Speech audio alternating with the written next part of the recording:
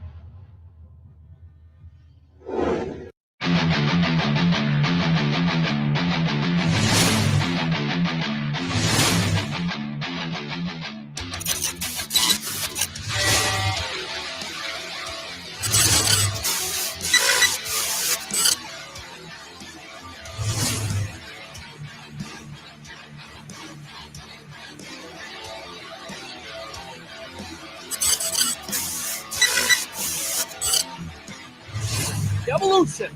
Sports Talk Television live here nightly. All Bucs report. It's the Sports Web. I'm your host, Peter Blake, giving you something to think about on tonight's show. Bring your passion, bring your excitement. Just don't bring any nonsense.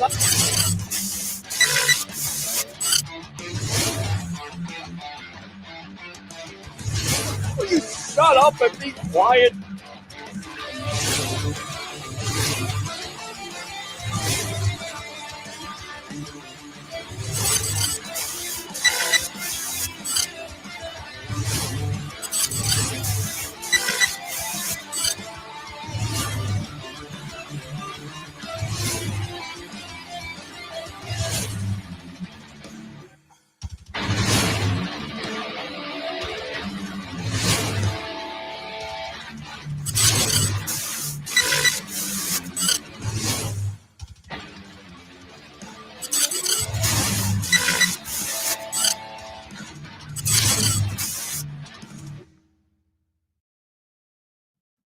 Hey guys, what's going on? Welcome back to another edition of the Evolution of Sports Talk Television here nightly on Bucs Report. It's the Sports Web. I'm your host, Peter Blake, giving you something to think about. A big night in front of us. We will have Buccaneer great Mr. Ricky Reynolds, former Bucs corner, Patriots corner. We will also have Evan Winter of Bucs Nation. We will have Tampa Bay Ray Kennedy because, as you know right now, the Tampa Bay Rays are in Game 4, just one game away from going to the World Series as they beat the Astros last night 5-2. But before we get to all that, how do we start off the Sports Web? Bring your passion, bring your excitement. Just don't bring any nonsense. I'm not going to really waste any time tonight. Open phone line if you have a question for Ricky, 727-255-0391. It's 727-255-0391. It's the Evolution of Sports Talk Television live nightly, not only on Facebook, but YouTube, Twitter, and of course, that Bucs Report Twitch channel. Let's go ahead and get out to him. Ricky Reynolds, welcome to the Evolution of Sports Talk Television. And what you were telling me off air, you're all about the Sports Web because you went to go visit your relatives in Louisiana, and you're still on here. I am. I'm committed. I'm faithful, and I'm going to do what I say I'm going to do. You're a faithful webhead like the webheads out there. Not necessarily the best result for Bucs fans as the Bucs fall to the Chicago Bears 20-19. They fall to 3-2. Your thoughts on this game? Because either way, the Bucs had a lot of opportunities to win it, but they did themselves no favors by basically shooting themselves in the foot, as my father would call it, self-destruct Bucs last Thursday night. Yes, they did. I mean, like you said, they had a lot of different opportunities to go out and to win this ball game. They did some very good things. They played well and had an opportunity there at the end to close it out. Defensively, they pretty much had shut them down with a 3rd and long, and then here come the penalty flags. And I think that was the difference in the game, was all the penalties that this team committed and allowed the Chicago Bears to stay in the ball game and to even score some points, towards the end, to be able to put themselves in position to kick that field goal. And I think that was it. Yeah, going back to this game, they go for it, which was surprising, at their own 19-yard line with 4th and 1. That's how confident they were. But then it's 4th and 1 at the Bears 7-yard line, and they don't go for it. They go for the field goal. Do you have a problem with that decision? No, I don't. I mean, you have to, be able to, put some points on the board, because, you want to put yourself in a position where, you can, lose the game at that time. But I mean, it's a field thing, and some coaches, I mean, back in the day, guy I played with is Bill Parcells. He's, the Mississippi gambler type guy. He'll go for it. He knows, hey, if I win, if I get this first down, I win.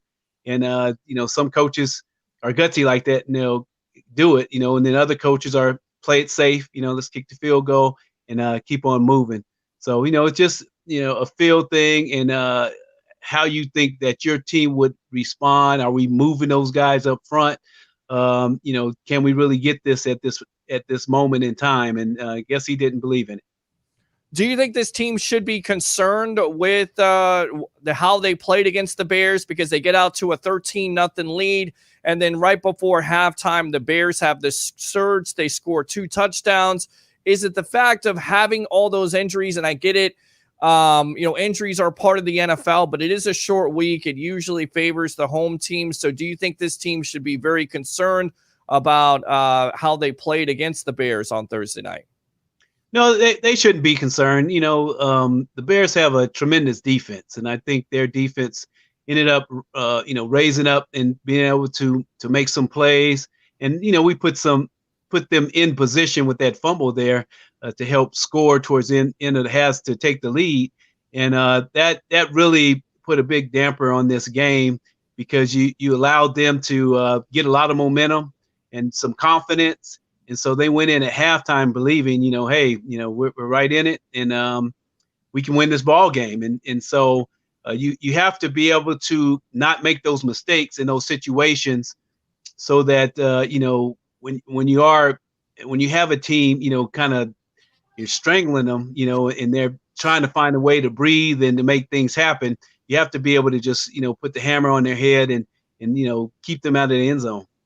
All right, I tell you what, let's go out to the phone lines. Let's go out to Matt Colson leading it off here on the Evolution of Sports Talk Television, powered by 320solar.com. Matt, welcome to the Sports Web. How you doing, man? I'm doing great, buddy. How are you doing? A lot of people out there are kind of and Ricky, I was reading the Facebook messages and message boards, and you would almost certainly feel like the Bucs are 0-5 instead of 3-2. Yeah. I mean, people, really are believing in this team, and they're dumped on the bandwagon. So they're expecting them to do great things. They expect them to win the game. I was as well. I thought they should have beaten the Chicago Bears. Matt, what do you think? Well, they should have beat the Bears. According to Johnny Dean, statistically, Thursday night games, they're going to lose unless they're home teams. Mm-hmm. So I got to take that into consideration. But they should have done better. They had a weak Khalil Mack. They could have handled him. But that 76, he played the barn door again, and he was getting all kinds of laundry thrown at him. He seems to be the problem on the offense. But when Vita Vea went down, you had to reconstruct a lot of stuff on that defensive line. Mm-hmm. It wasn't the same game after that. Well, they lost Vea later on in the game, nearly when the game was over with, but you're exactly right. They have a big-time challenge versus the Packers and going forward with the loss of Vea. First, let's go, Ricky, to Donovan Smith. How concerned are you about his play? Is he the biggest concern on this offense right now, in your opinion? Yes, I definitely think Donovan Smith is a concern. He's the one that's probably the most inconsistent on the offensive line. And the reason why he is a big concern is because of number 12 back there. Tom Brady, if he is, gets hit too often, it can really, damage him. He can be injured. It makes a quarterback be a little gun shy, if they're getting hit too often to where they're, thinking a rush is coming, but it's not, and they're getting rid of the ball. And because they're feeling that pressure because you're getting hit so often, on a particular side. So that's somebody that's definitely we need to watch out for, and hopefully he can pick up his play. Yeah, he's definitely got to pick up his play. He's been like that for the past couple of years. So I think they need to replace him this offseason as a priority. I think that Tristan Wirfs kid, you could put him over on left side and get in another rookie that would fit in, and you'd improve the situation. But coming up this week against Green Bay, and your defensive line lost a big part of it there, literally and figurative. We're going to have to win that game. It's not a show up and look good. We're going to have to beat Aaron Rodgers. And the only way that's going to happen is if Brady is comfortable. He's going to have all his receivers, it sounds like, have come back. I think everybody that wasn't on IR, it was back in practice. So we're going to get in the middle of that game. And if you cannot put a pressure on Aaron Rodgers, it's going to make the secondary really, really have to work hard. So we're going to have to hold the ball, which means to run the game, running game. Right. And it means we're going to have to pass efficiently. And that means that the left side of the line needs to keep the blind side blocked out. And I don't think putting Gronk over there or 2 or 3 running backs running in there to fill in the gap, it just doesn't seem to work. And when it does work, you get a holding call. So it's kind of frustrating from my point of view. Like Ricky said, we should have done better looking at the beginning of the season. Everybody got on the hype train. Sure. Even the NFL Network. You've got national ads showing Buck gear from NFL. Well, look, stores. they have all the expectations with Tom Brady and Gronkowski. We talked about it, and Leonard Fournette. But to be fair to the Tampa Bay Buccaneers, Ricky, the amazing thing is they're still been able to score some points. Maybe not in this Bears game, but they haven't had both of their wide receivers on the field healthy at the same time, and they actually may get that on Sunday versus the Packers. Yeah. I mean, that's been a major factor with this team, especially on the offense side of the ball. There's been so many injuries, and these guys haven't been able to line up with their full offensive squad in a healthy, situation. And so by getting these guys, back to where they're 100% and a full squad offensively, that opened things up, so much, and it gives Tom Brady a lot more of an opportunity to be able to spread the ball around and to be able to, make things happen. And it'll help out Donovan Smith because, with, Chris Godwin out there, now you can get rid of the ball a lot quicker, and so that, that can only do anything but help this offense.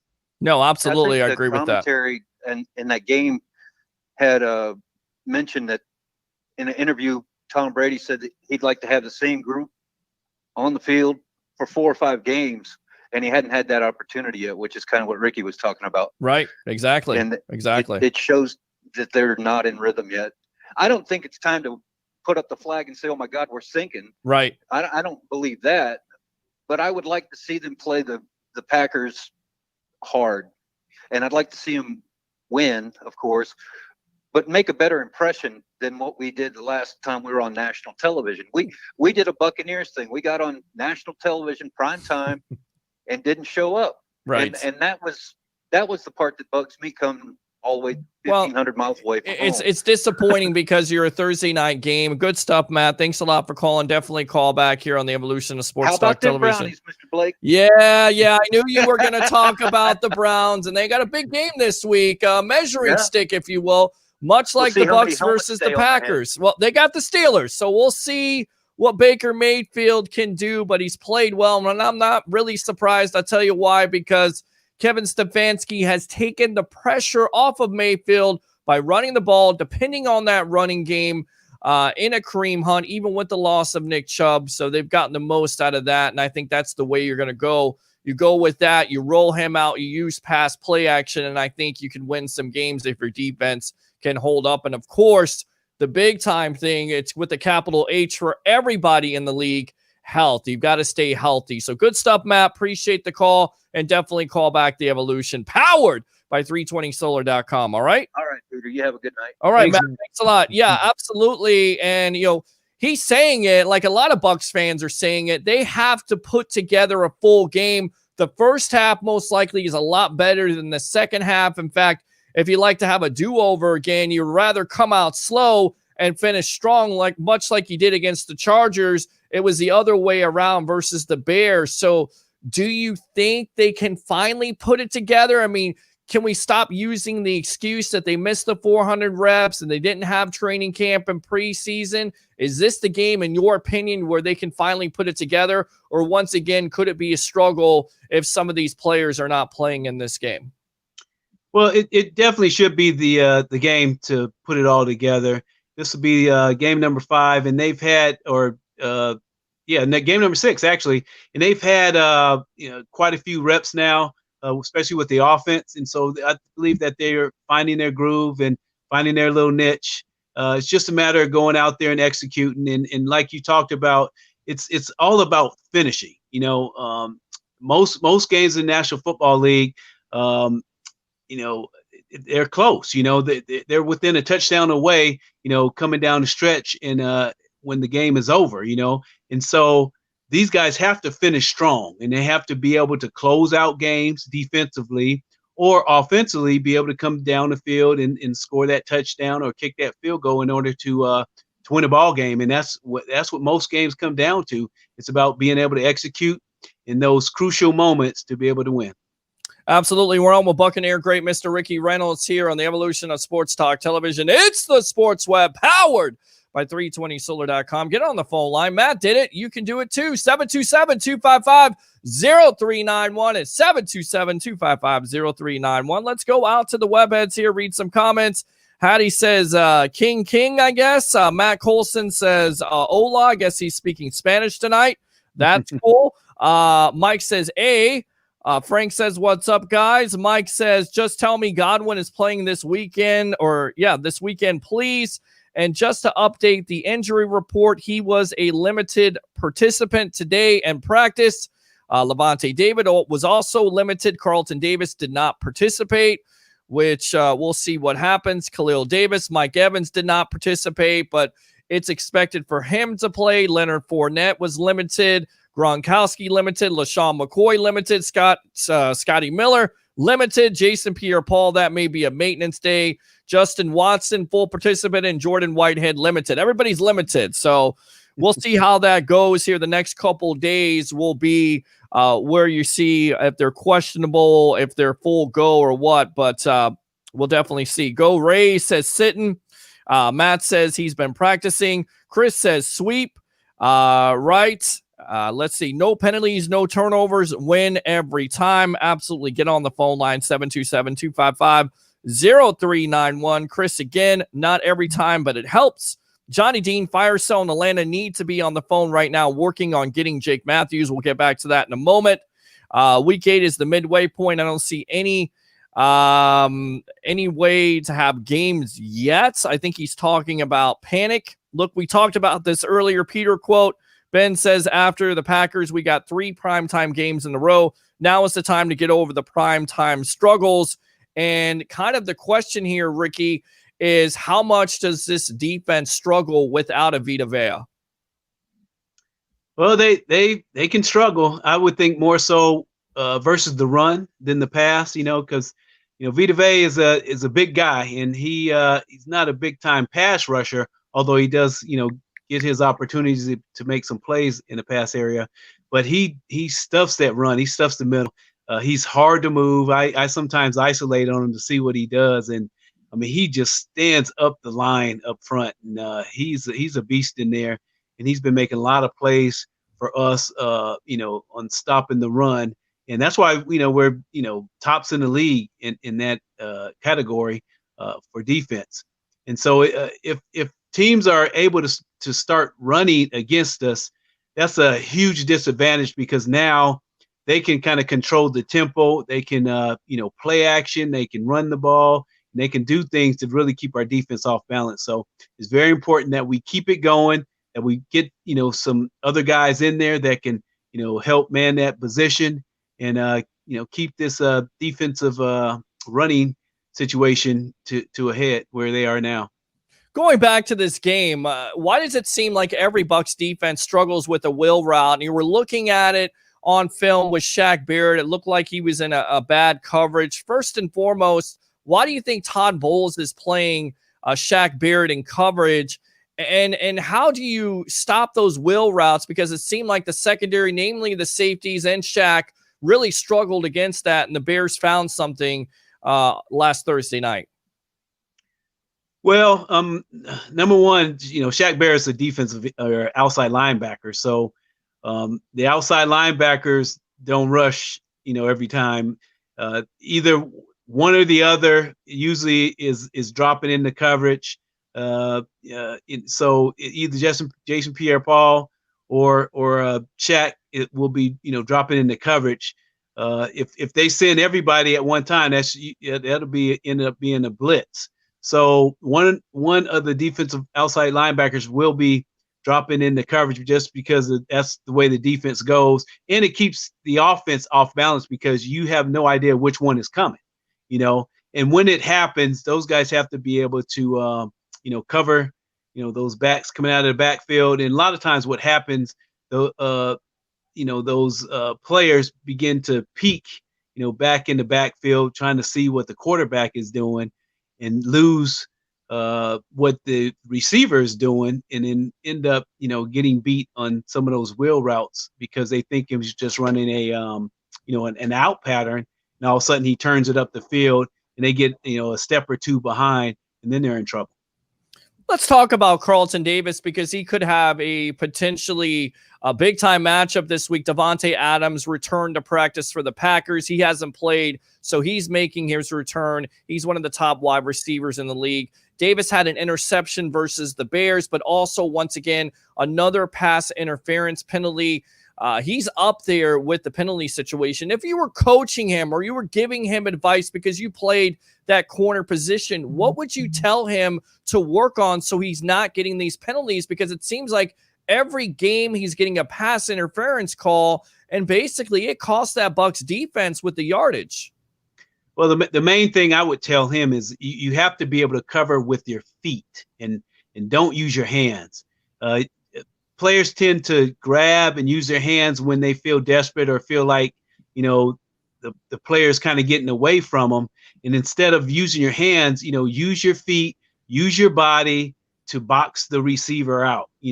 There's no need in using your hands because it just gets you in trouble, and that's what I would have him to do in practice, every week, and he has to do it in practice. He has to do it in practice because he won't get any better in the game if he doesn't stop taking his hands off of the receiver in practice. And so those guys have to be, very strict with him in that avenue in order to get him to stop doing it. And he just grabs too much.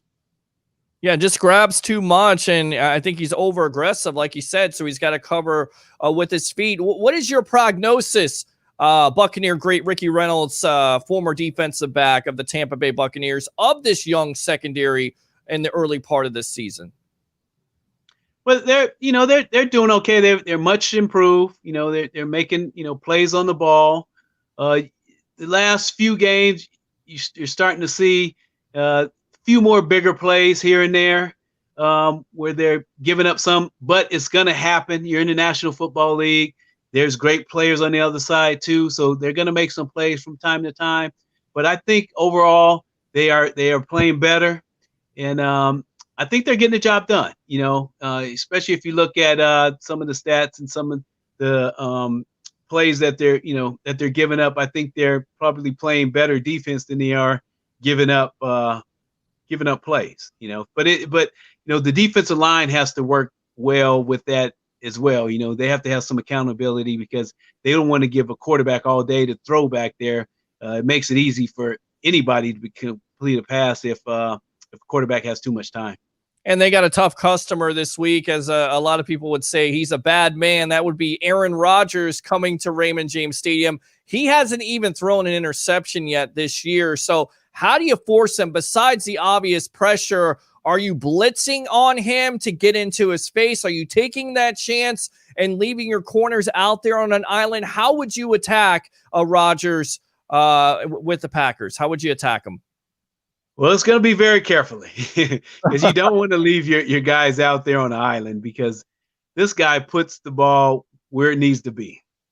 And that's, we're in position to where his receiver is going to catch it, And so he's an excellent quarterback. He knows, of course, what he's doing. He knows what you're doing. He knows when you're blitzing, and he'll be able to hit those receivers in stride. So they're going to have to do a lot of disguising. They're going to have to play a lot of zone, probably a lot of, cover two deep type zones, because that's really good in helping to prevent big plays down the field. You want him to, if anything, throw, shorter passes and not hit those receivers down the field. So you have to play some zone, and then you will take your chances every now and then and do some blitzing, because you want to continue to put some pressure on him, but you have to put it to where he doesn't know when it's coming. So you want to do a lot more zone than man, but take your shots every now and then on some blitzes to get some hits on them. Is one of the big keys to this game with the loss of Vea shutting down this running game with an Aaron Jones, because he's special and he can definitely go over that 100-yard rushing mark. And that's kind of my concern, where you have a Vea, he's taking up 2 or 3 blockers, but now you don't have him. So a guy like a William Golston and a Nacho have to, basically try to replicate what Vea brought. Is that one of your biggest keys to the game? What are some of your keys to this game for the Bucs to beat the Packers on Sunday? Yeah, that's definitely one of them, is that they do have to stop the run. I believe that's probably what really helps them to go. And a lot of people don't look at that because Aaron Rodgers is doing so well. But when a team is able to run the ball, like I said, it keeps a defense off balance, because now, they can run the play action pass and throw it down the field and keep the linebackers kind of held in check and make plays that way. So you have to be able to stop the run and make them one-dimensional, and then you can decide on how you want to play Aaron Rodgers. So that would be my main thing defensively, is to make sure you take that the running game out of this game. Because of Aaron Rodgers and this offense and missing a defensive starter and having some questions about it, do you focus on, if you're Tom Brady, Bruce Arians, and Byron Leftwich, to run the ball now? Because you have a Ronald Jones who's gone for 2 consecutive 100-yard games. Do you slow the tempo down so you can keep Rodgers off the field? I think that is a good game plan, is to be able to keep Rodgers off the field, because they're so explosive. They can score at any moment, and you don't want to have him to have as many opportunities. And it gives your defense a chance to rest up as well. So you want to be able to control the clock, control the game, wear your opponent down, especially since they're coming here to Tampa, and that home field advantage and that heat can definitely wear out opponents. So you want to keep their defense out there. You just keep grinding it out, because it will make a difference when it comes down to fourth quarter.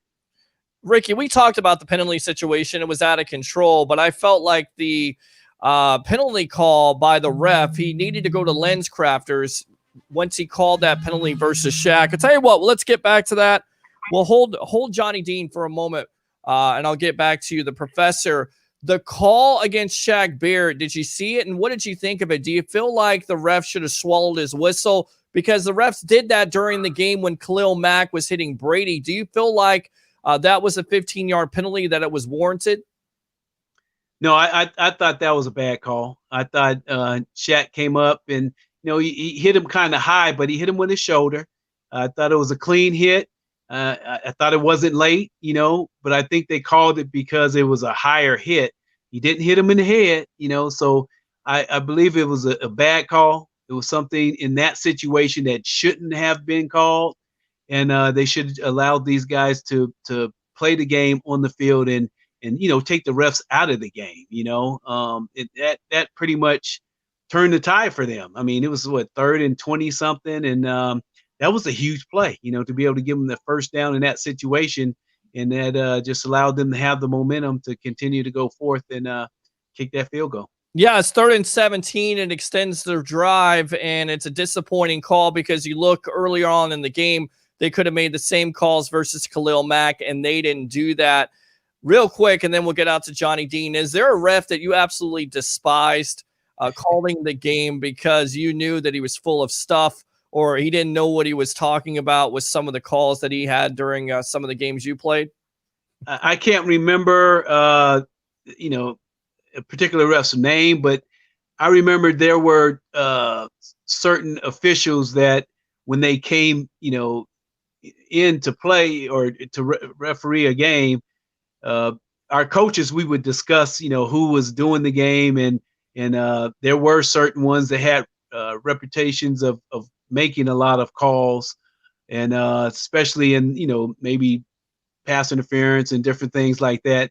And they would give us a heads up to be smart, maybe talk to the ref and let them know, hey, if you see anything, let me know, blah, blah, blah, just to be in communication. So you're trying to do the right thing and, keep a bug in his head that, you're on the same page with him that, hey, I'm not trying to, commit any fouls, but I'm just trying to be smart. So let me know, Mr. Official, if I'm doing something a little too aggressive, but yeah, there were some refs out there that were like that.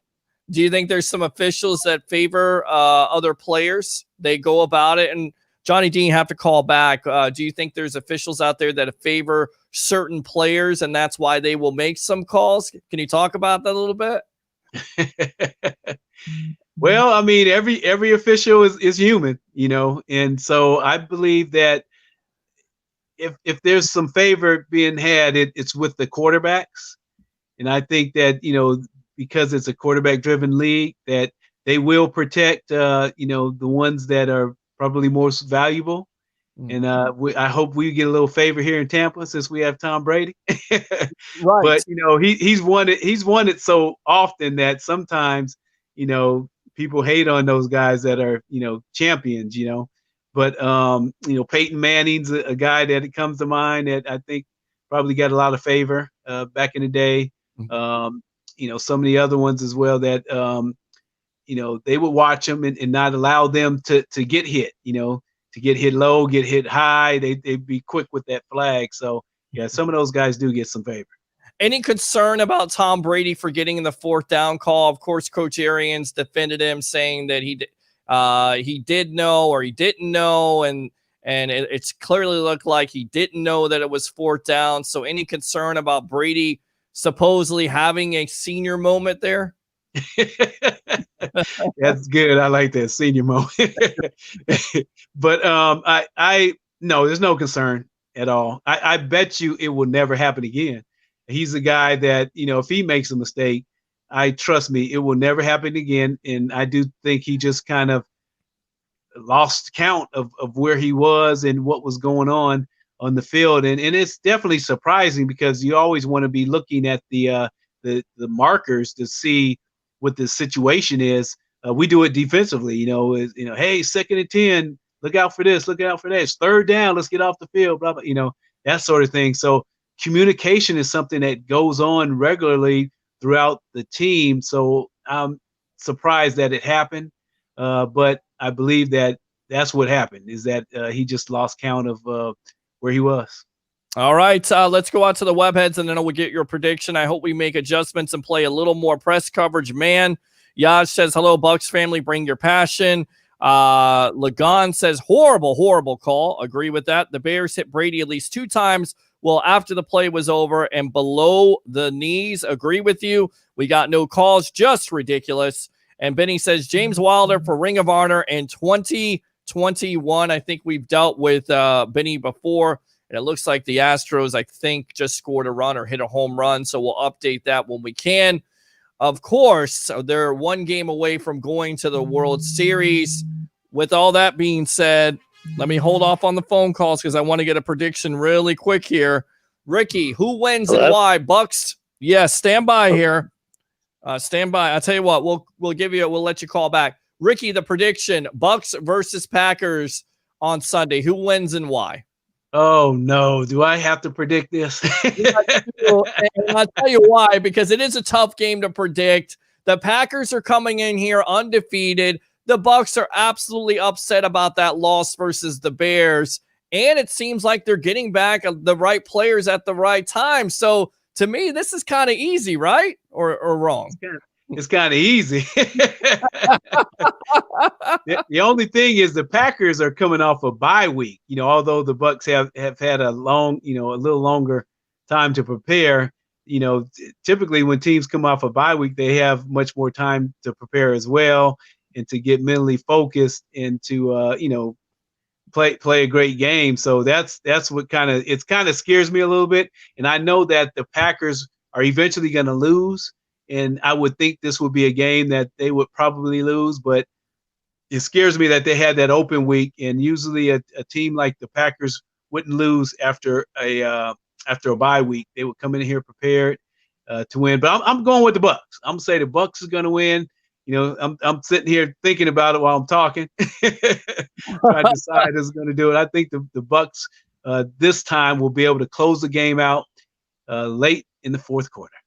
All right, there you go. Buccaneer great. Ricky Reynolds, of course, here on the Evolution of Sports Talk Television. Thanks a lot for your time. And once again, we got to get you out there to the Deck Bar and Grill, of course, for our pre-half and post-game editions. The wings are absolutely phenomenal. So I'm just keep on to you. Okay. All right. Sounds good, Peter. You guys have a good rest of the night. Absolutely. Enjoy the family, and we'll see you next week. All right. Okay. Thanks a lot. We'll see you next week. All right, there you go. Buccaneer great, Mr. Ricky Reynolds. Let's go back out to the webheads here. Do you guys know if the Bucs talked to the league about the last game officiating? Haven't seen this kind of mess since 2011. Not sure about that. Battle of the Bay, like old times, should be a good game. Yes, Battle of the Bay. Quarterbacks have come to the forefront. Aaron Rodgers coming to town. The bad man himself. This defense has to be on it this week. They have to be. They absolutely have to be. What are your keys to this game? We can talk about it. 727-255-0391 and 727-255-0391. It's the Sports Web powered by 320solar.com. Looks like it's 2-0 right now with Tyler Glasnow pitching. As the Astros have to win this game. If the Rays win tonight, they will move on to the World Series. Yes, you're not dreaming. This is true. This is Tampa Bay's year, so it could be a special night. We'll see what happens. Let's go out to Johnny Dean, the professor. Welcome to the Evolution. And I didn't get a chance to ask Ricky about this, but Le'Veon Bell, you're on board with it? A lot of Bucs fans want Le'Veon Bell. What do you say? What did we say the first time this was brought up, man? Well, I had to throw it out there. They need to pay attention to the fact that Jake Matthews is out there. Atlanta's having a fire sale. Mm-hmm. Make a trade for an all-pro tackle. That's what we need to do. All right? Le'Veon Bell can't even stay with the Jets, for Christ's sake.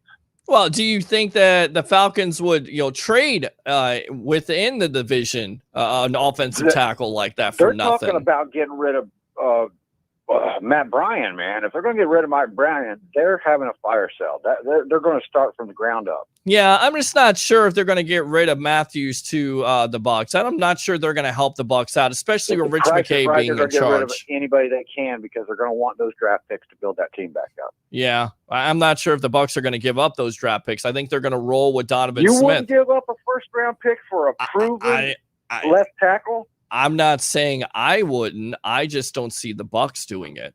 I just don't see it. I think they're going to go with Donovan Smith to a full. It depends on whether they feel that Donovan Smith is repairable, and I don't think so. After 2 years with Arians giving him a second chance, I agree with that. But then again, if they really wanted to make this change on Donovan Smith, they would have made it already. I mean, they would have made it already if they're so discontent with him. And I get it what you're saying with the Falcons having a fire sale, but I doubt they're going to give up a first-round pick, maybe a second or third. Maybe not even that. I just think they're so stubborn. Okay. Yeah. Normally, I would 100% agree with you, but you think about this. What's the number one position we have to fill this next offseason? Well, I think there's a couple positions. I think left tackle is one of those. Well, look, I'm not giving up on Smith. I'm not going to give up on him. He needs to play better, but we've seen moments where he can. It's just that, can he do it consistently? And plus, he has no guaranteed money, so the Bucs may go in that direction where they go and draft somebody or go and get a free agent. It's all about evaluation. I'm not ready to give up on him, much like I don't think the Bucs are going to give up on him and make a trade during the season. That just doesn't seem like Jason Light. I get it, you're all in, but it just doesn't seem like the way they would go. But after the season, I would say absolutely. Left tackle is one of those positions. Maybe defensive end. You can always get better with your defensive line with Jason Pierre-Paul. This has been your stance all year long, though, that this is it. Super Bowl or bust. If it's actually Super Bowl or bust, dude, then if I were the general manager, I would have gone out and got somebody to replace Smith already. But Jason Light is the general manager. He drafted Smith. There may be a problem, but they may want to work through it, and they may think they can work through it. And once they can't, and that's the kind of scare here with Jadarius Smith on that side with the Packers. Yeah.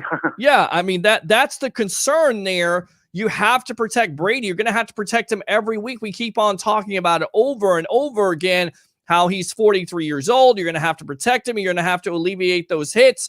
Chris Godwin may help because he's in the slot and he may be able to get open, and you cut down on those 7 step drops. Instead of going deep all the time, maybe you cut it down to 3 to 5 with Godwin in the lineup. But my thing is that at the end of the day, this offensive line has been the biggest red flag. It has been the biggest question mark. No, not the offensive line. The left tackle has. The offensive line is actually a really good offensive line. I think the line last week was very poor. I mean, I think everybody. Right. I've already explained that. Right. I know you have. But I just don't see them making a move. Now, if I were a general manager, would I make a move? Yes, but I never see a divisional opponent making a trade. I don't ever see that happen. You barely ever see that. The last time I saw that happen was Donovan McNabb getting traded from the Eagles to the Washington Redskins, and that didn't work out very well. It doesn't happen that much. So I don't know if that's going to happen at all. But it's a good thought. I get it. Though. Right? Huh? Money usually talks. Yeah, well, I don't know if that's going to – I don't know if the Bucs would give up a first-round pick. Pittsburgh and the Ravens, too, so that's just – I can't see that happening either. I mean, have the Ravens and the Steelers made trades? Yeah. Last year there was a trade between the Ravens and Steelers. What was it for? One of the cornerbacks. Was it? I don't remember. It wasn't a relevant guy. That's for sure. No, it wasn't a superstar. It was okay, hold on. I'll look it up. Yeah, look it up. Let me read these comments. I'll look it up later and put it in the chat. But sure. What else? I wanted to get to this point about the game plan. Okay. And you guys are talking about run the ball, stop the run, yes. Mm-hmm. But you make Aaron Rodgers one-dimensional, and then we're going to be playing a shootout game. And I expect it to be a shootout anyway. But you don't want to have a shootout from behind. You want to have a shootout from the front. Of course. And if it turns into a shootout game, I don't see a lot of running going on in this game anyway. I see Rojo being with 10 runs in the game, maybe. Well, that's a problem Wasn't for that me. his average last year? That's a problem. That's a problem. If Rojo is only getting 10 carries in the game, that's a problem You for got to me. know your enemy, though. You got to know your enemy. Well, know your enemy, but you're also, and I get it. You look at the Packers, they have Kenny Clark, full participant defensive tackle, who's a big hoss in that middle. I don't care who's participating. I know that Aaron Rodgers is behind center, and the guy can score 3 touchdowns in 4 minutes. Which is why you run the ball to take the ball out of his hands. You play ball control. That's what I'm saying. You think That's everybody my don't point. try to do that? Well, I think you got to do it more. They're weak. I think they're weaker, definitely weaker in the secondary than they are on the line. I think you're probably right about that. I absolutely think you're right about that. And Jair Alexander was also limited participant, so that will be a matchup that you look forward to seeing, either Evans or Chris Godwin versus him, because Alexander's one of the top young corners in the league. So, thank you, Ben Cornett. It was defensive end Chris Wormley. Okay. All right. What else? Hold on a sec. That was it for now. All right. Thanks a lot, Johnny Dean, the professor. Thanks a lot for calling the evolution of sports talk television. All right. All right. Later, guys. Later. All right. Let's go out to the phone lines. Welcome to the evolution of sports talk television. You're on with yours truly on the evolution of sports talk television, the sports web powered by 320solar.com. What's your name? Where are you calling from? Micah, Deerfield Beach, Florida. What's going on, Micah? How you doing? What's on your mind? Well, I mean, I watched the Bears game, and I knew it was going to be rough because they have a real nasty defense. I mean, they're stacked all over, all like top 5, top 10 picks that they have on that defense. Right. Similar to how Tampa's got the same situation where they sucked forever, and that's why we have so many good players that are unheard of until probably the next 8 weeks. People are going to know who they are. However, what I would say is the offensive line, the left tackle, yeah, he's struggling. The right tackle works. He had a few issues, but I mean, what do you expect? You're going up against Chubb. I mean, and you're a rookie. I expected to see a few, issues. Far as our offense, I wanted them. I was saying literally through halftime, I was saying run the ball. I believe we're a sleeper at running the football. Rojo looks excellent, man. I think this guy, if you will just let him touch the ball on the ground 18 to 20 times and throw a few passes, a few screens, a few quick screens, mix in the other back, start running the ball more, man. And it will open up that passing game way more. And plus, you're getting explosive runs. We got 2 guys that could take it to the house at any time. 2 guys. Who else can say that in the NFL? Well, 2 legit guys. The 2 legit guys that haven't been on the field together, and that's my biggest point. And that's why I say, a lot of Bucs fans, relax with the whole expectations of the offense not necessarily putting it together, because they haven't had both of those wide receivers on the field together. But it seems like they may get that, Micah, on Sunday with having Chris Godwin finally healthy, knock on wood, and hopefully Mike Evans. But you're exactly right. Losing OJ Howard, now you're going to have to go to a Cameron Braid, a Rob Gronkowski, a Tanner Hudson. You're going to have to incorporate them. I say the game plan should always be a victim of volume. Giving the ball to a Ronald Jones and 17 carries for me is not enough. And even Coach Arians talked about this in his press conference, where he feels like Jones is a 20 to 25 guy. If you believe that he's a 20 to 25 carry type of guy, then prove it, especially if you have a lead, because if you have that lead and you're running the ball, and there's a possibility the Bucs can get up in this game. But of course, factors have to be, you can't shoot yourself in the foot with the penalty situation. You can't turn over the ball. And if you do get a lead and you're trying to run clock and keep Rodgers off the field, you have to run the ball with Jones, Fournette, and McCoy. And it looks like they may have all 3 of those running backs in the fold this week. Yeah, I think it's a lot of people. I think most people are going to pick Tampa to lose. I don't know what the spread is right now. That's why I said 18 to 20 touches for Rojo, because, you still have Fournette. You can still get him his carries. You can still get him some of the ball out of the backfield, just like I said with Jones. You can get a lot of that stuff going, and it's going to open up everything. Plus, we're going to get Godwin back. Scotty Miller's been banged up. Well, he's had a lot of time going into this game to even get healthy. So is Mike. And I think really the defense. Micah, really quick, your good luck here, man. I'm going to keep you on. Randy Arozarena just hit a 2-run shot for the Tampa Bay Rays. So now it is tied up 2-2 between the Astros. Of course, if the Rays win this game, they will go on to the World Series. Go ahead, my friend. Arozarena is absolutely tremendous. In fact, 5 home runs. Can you think of the last player who was a rookie for the Rays that hit that many home runs? Go ahead. Go for it. Me? Yes. I don't watch baseball, man. Evan Longoria was 6. I thought you would know it. All right, Micah, go ahead. I'm sorry about that. Okay, but anyways, I'm calling it now that I think the defense is really going to get to Rodgers. Okay. I think I have a good feeling that they're having a lot of time to game plan, to look at him and look at what they're doing. They're going to be careful about the backs coming out of the backfield on all-out blitzes. I think they're going to get more creative with some zone blitzing. And I think that their offensive line is going to get overwhelmed. I think our guys are going to come back very pissed off, and we're going to really take it to them. Well, we win by about 7 points to 3 points. 7 points. So what's your score on that? 7 points. I'm going to say, you know what? I'm going to go ahead and say we score some points in this game, getting Godwin back and everybody healthy. I'm going to say this is going to sound stupid, but 27-20. I like it. That's not stupid at all. I like it a lot. This defense has to come to play.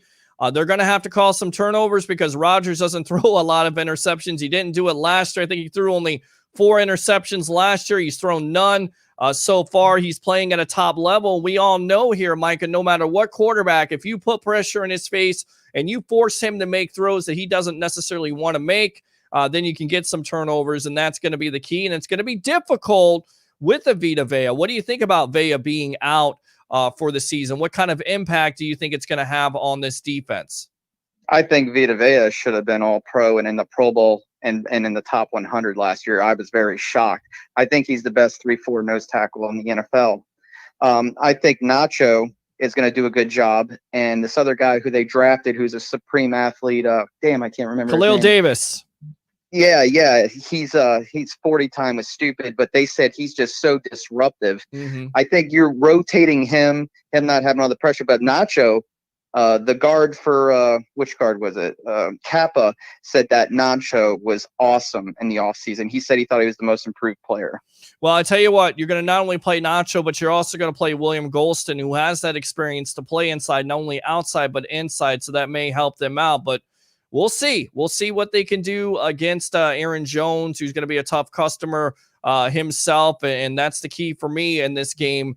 This run defense has to show up, and they have to show out versus the Packers, because if the Packers are able to do whatever they want to, it could be a long day. Good stuff, Micah. Thanks a lot for calling the evolution of Sports Talk Television. Use that second and third call, right? Yeah, thanks a lot. You have a great night. Yeah, let me fire those cannons for you right there.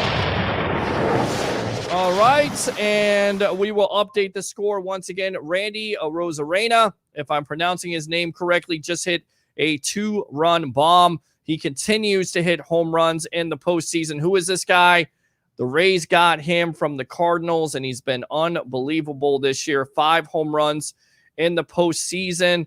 Again, the last player to do that for the Rays would be Evan Longoria. What year? 2008. The last year the Rays were in the World Series. How about that? Let's go out to the webheads here, read some comments. I always said we should have drafted A-Rod as the years go by, but it's always on my mind. At least now we have the GOAT, go Bucs. So you're exactly right. So the story behind that is that John Gruden is the coach. He actually goes out and sees Rodgers in California and has none other than Jerry Rice catch passes and tells Rodgers he's going to draft him. Of course, we know what happened. He drafted Cadillac Williams. He also told Mike Williams he was going to draft him and didn't do it. So there you go. You're welcome, Johnny. Yash says, could we see Brady get more control of the play calling? Possibility, but the Bucs are wasting weapons because they have to cover for the left tackle. That's the point. When you have Gronkowski helping out in those situations, you take away from his pass catching abilities. Unfortunately, that's what you have to do in order to shore up this line until this line gets it together. The spread is now 2.5. I predict a 70-point game. So I tell you what, let's go out to Evan Winter of Bucs Nation. Get him on the evolution of Sports Talk Television. Welcome to the Sports Web, powered by 320solar.com. How you doing tonight? Are you watching this Rays game by chance? I was just finishing up editing my podcast, so I haven't got a chance to start watching it yet, but obviously it's about to come on. Well, it's actually on, and right now the Astros are tied with the Rays 2-2. It's early. I'm not sure what inning because I'm trying to host the Sports Web, and we got business at hand as the Bucs lose to the Chicago Bears 20-19. I did your North-South podcast. You tried to tell me that Khalil Mack was the real deal, that he really wasn't hurt, and lo and behold, not only is he not hurt, but also he absolutely made Donovan Smith look like a turnstile. Talk about it. Yeah, unfortunately, he came to life in that game. He took advantage of Tristan Wirfs on one of his sacks, and then he took advantage of Donovan on the other. And it's just something that is obviously still an issue with this Tampa Bay offensive line, is facing really good defensive fronts, especially defenses that have a guy like Akeem Hicks on the inside, because that's going to draw a lot of your attention away from being able to help Tristan Wirfs and Donovan Smith on the outside. Akeem Hicks is one of the best inside interior defensive tackles in the league. And that's a really big deal when it comes to this offensive line. So obviously this week with the Packers, you've got Kenny Clark, who is probably the best defensive tackle in the league. And then you've got Zadarius and Preston Smith both out on the outside. You've got possibly, I can't think of his name off the top of my head, but their free agent linebacker that they signed this earlier in the offseason, possibly coming back this week. And then you've got other guys who have stepped up across the line, like Ty. I'm sorry, I'm blanking on the last name as well. But Ty Lancaster, there you go, who's really stepped up in the absence of Kenny Clark. So it's going to be interesting to see how this Bucs offensive line performs this year, but something tells me they're going to look a little bit better than last week. Well, and you talk about the Packers. Could this be a better defense than the Bears last week? And do you think the Bucs offense, especially that line, will be up for the challenge? Yeah, I don't know. That's a really good question, because when you look at the Packers defense, like I just mentioned, those guys up front, they have a really, really talented secondary as well. You've got Jair Alexander, you've got Kevin King, who currently isn't practicing, so that's good news for Bucs fans. Then you've got Darnell Savage, you've got Adrian Amos, and then you've got Josh Jackson, if he can ever pull his head out of his butt and become the guy he was drafted to be. So there's a lot to like on this Packers defense. As a unit, though, I think the Bears would be better. I'm just going to cheat, and Football Outsiders has Packers ranked as like the 25th least efficient defense in the league. And actually, no, sorry, the 26th, I think. But either way, 25th in both passing and rushing when they break it down into those two separate categories. So I think the Bucs can definitely move the ball against this defense. And I think it's going to have to start with the offensive line and Ronald Jones. He's been so dependable these last 2 weeks, back-to-back 100-yard games. He's having a hell of a year. He's 7th in the league in rushing yards. He's 6th in yards per carry among running backs with 50-plus carries.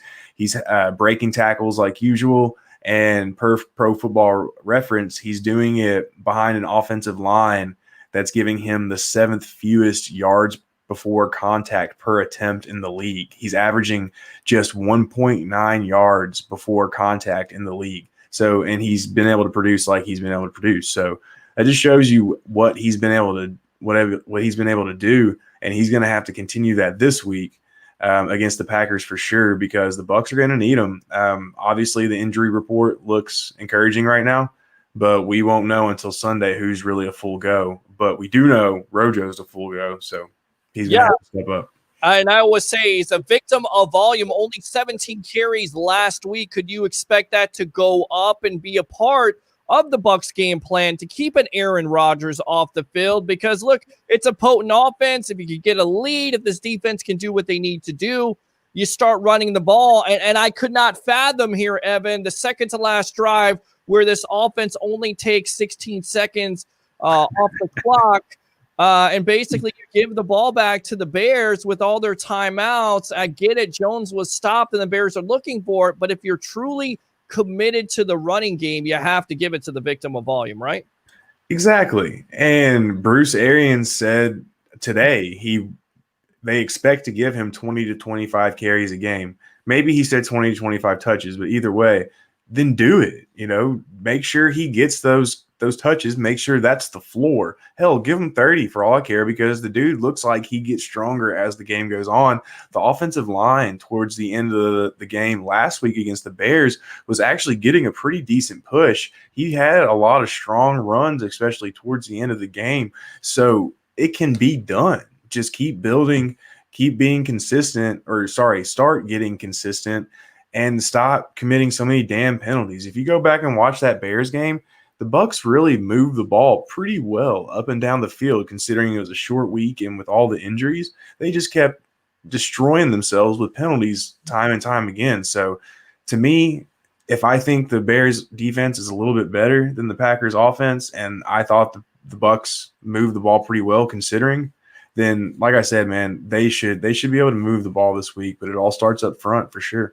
And we're on the evolution of Sports Talk Television, the Sports Web, powered by 320solar.com. It's Evan Winter of Bucs Nation. What's the difference, in your opinion, of Jones from last year to this year? Is it opportunities? Is it size? Is it swag, as the kids would say, that confidence showing through? What's the difference, in your opinion, between Jones from last year to this year? Confidence, for sure. I mean, he knows the time he's put in. He knows the playbook this time of this year, and it's not like he didn't know it last year, but he knows it better, I should say. And it's an opportunity right now with Fournette being out, with Shady being somewhat down. Keyshawn Vaughn's been getting a lot of snaps. He's looked okay, but he's not going to challenge Rojo as much as Fournette will, because for some reason the staff is just in love with him. So it's a combination of confidence and opportunity. I mean, we know he's talented. We could tell that from the moment he was drafted. It was just all about when he was going to put it together. As long as he just keeps building, man, I'm excited to see what he does, and I hope he keeps his top 10 status as the year goes on. Yeah, I mean, no thoughts of Le'Veon Bell. I mean, you go to these Facebook websites with the Bucs. I love the fans. I love the webheads, but they're all about Le'Veon Bell. You're not kicking those tires on Bell? No, please, no. If they need anything, they need more secondary help, obviously, because their depth there is just shallow. And then obviously they need more pass rushing help behind the linebackers. Hell, even defensive tackle. I mean, I would much rather go after a defensive tackle like what Nick pointed out about Snacks Harrison. I would much rather them go after somebody like that than Le'Veon Bell. Are you surprised, Evan, that Harrison turned down an offer to come to the Bucs? I get it. He just signed with the Seahawks, but he's on their practice squad. He gets an opportunity to play with Tom Brady. He gets an opportunity to play with some of these defensive playmakers like a Shaq Barrett and a JPP. Why did Snacks turn down the Bucs, in your opinion? It is surprising. The way he framed it, though, the way Snacks framed it, and just how I read it, I didn't go back and actually listen to the comment or the interview. That would probably help a lot as well. Voice inflection, tone, all that stuff really matters and really helps you kind of perceive what a person is thinking or feeling a lot better and a lot more accurately. Regardless, just based off of how it was framed, it sounded like he was more thankful for the opportunity to stay in Seattle than anything, because he had to wait a long time just to get on another team's practice squad. So that's what it feels like to me. Maybe that's just the optimist in me and me being naive. But at the end of the day, I don't see why he wouldn't want to come here unless it's strictly about honoring a deal and possibly uproot. I don't know where his family lives right now, but possibly uprooting his family from Seattle and going to Tampa Bay. With the Vita Vea loss, first and foremost, in your opinion, how much of an impact is it going to be not only on this defense, but also on this run defense? And do you feel like Nacho and, of course, a William Golston can provide enough of a rotation there, possibly even a Khalil Davis? Do you think they can provide enough of that production that you're going to miss out on a Vea, not only on Sunday, but going forward? I hope we get to see Khalil Davis big time. I'm really excited to see what he can do. I know we've got a lot of guys in front of him, but I don't know, just something about him, just what everybody's been saying and just what we've seen from his time in Nebraska. I can't wait to see what he was doing. But anyways, you can't replace Vita. There's no way. And yes, the run defense is going to suffer. Now, how much is obviously the big question. We're obviously not going to hold guys or teams rather to under 50 total rushing yards per game like we have the last 3 games. That's out the window. But now there is still a chance you can hold teams to 85, 95, maybe even 100 rushing yards a game. And call me crazy, but that might actually help the Bucs a little bit in the fact that teams – okay, so if you're going up against a team as stout like the Bucs against the run as they are, most of the time you're going to be throwing the ball. Well, Tampa Bay is still kind of figuring things out in the secondary, even though they are improved. But you can still, if you're more concentrated on that, you can find weaknesses more often. Therefore, you can move the ball more often, especially in today's offense with the rules, so on and so forth. So maybe the Bucs being so damn good at the run or at stopping the run, maybe that actually contributed to some of their issues in the secondary. I don't know. That's just maybe, like I said, me being naive, maybe me being optimist. But I'm going to be interested to see how that develops as time goes on. And we know that the running game might not be as efficient as the pass game. So maybe a team running the ball on a 2nd and 6 instead, or a 2nd and 8 instead of trying to pass it, maybe that'll help the Bucs in the long run. I don't know. But regardless, going back to the rotation, it's going to have to be Ndamukong, Nunez, Golston. That's what I'm going to call them from here on out. They're going to be one person because the 3 of them are going to have to play as one in order to replace Vita or try to replace Vita. And that's going to be really interesting to see. We've seen Ndamukong dominate this year. We've seen Golston dominate. We've seen Nacho play well. And the cool thing, I found this today doing a little bit of tape study, all 5 of Tampa Bay's sacks against the Panthers came without Vita Vea being on the field. Huh. So Tampa Bay can get to the quarterback without him on the field, and they can pressure him without Vita Vea on the field. Like I said, run defense is probably going to take a step back, but fortunately they've got Todd Bowles. He will figure out how to get it done without Vita on the field still. And he has to figure it out, Evan, because you have Aaron Jones this week, and he's one of the top running backs in the NFL. And you know that the Packers are going to try to take, they're going to try to have balance to that offense. They're going to try to make this Bucs team accountable. So how do you look at this matchup versus a Jones? Is this favorable, or is this one of your things where you're like, okay, this may be a breaking point where the Packers have a clear advantage over this Bucs defense? I'm a little worried because Tampa Bay's shown some issues with defending the flats, and we saw Cordell Patterson get out for a couple big gains last week. Now, fortunately, I think one of the big gains on 3rd down in the 4th quarter, an easily teachable moment for Devin White. I think he was responsible for the blown coverage on it, and it helped lead to a field goal. But fortunately, it's something that can easily be taught. I think this defense is going to be well coached this week. I think Todd Bowles is going to have a very good game plan. I do think Aaron Jones, though, is going to create some havoc. He's just so good as a receiver, man. One of the best receiving backs in the league, and just how LaFleur uses him in the screen game and just even in the deep passing game. Ben Fennell of The Athletic had this really good piece out, I think about a week ago. It came out within the last week or so, but just showing how the Packers like to use this running back seam route that they use, where running back will just be wide open running down the seam, and it's always good for a good 40, 50-yard gain. And it's one of their favorite things to run. And at the same time, they also have a guy going down the side on a wheel route, which, like I said, Tampa Bay has had issues with the flats, could really cause the Bucs some problems this week. I would not be surprised to see Aaron Jones go over 100 total yards and have a touchdown or 2, just because he's just so good, and this offense is so perfect for him. It's hard for him not to be effective. With that being said, how do you slow down an Aaron Rodgers, because he hasn't thrown an interception this year? I mean, it comes down to pressure. Are you blitzing him? Do you have enough confidence in just playing your base defense? How would you attack a Rodgers? Blitz, definitely blitz. And we saw last week how the off coverage hurt the Bucs in a lot of ways, in a lot of areas. This week, I'm manning up. I'm pressing.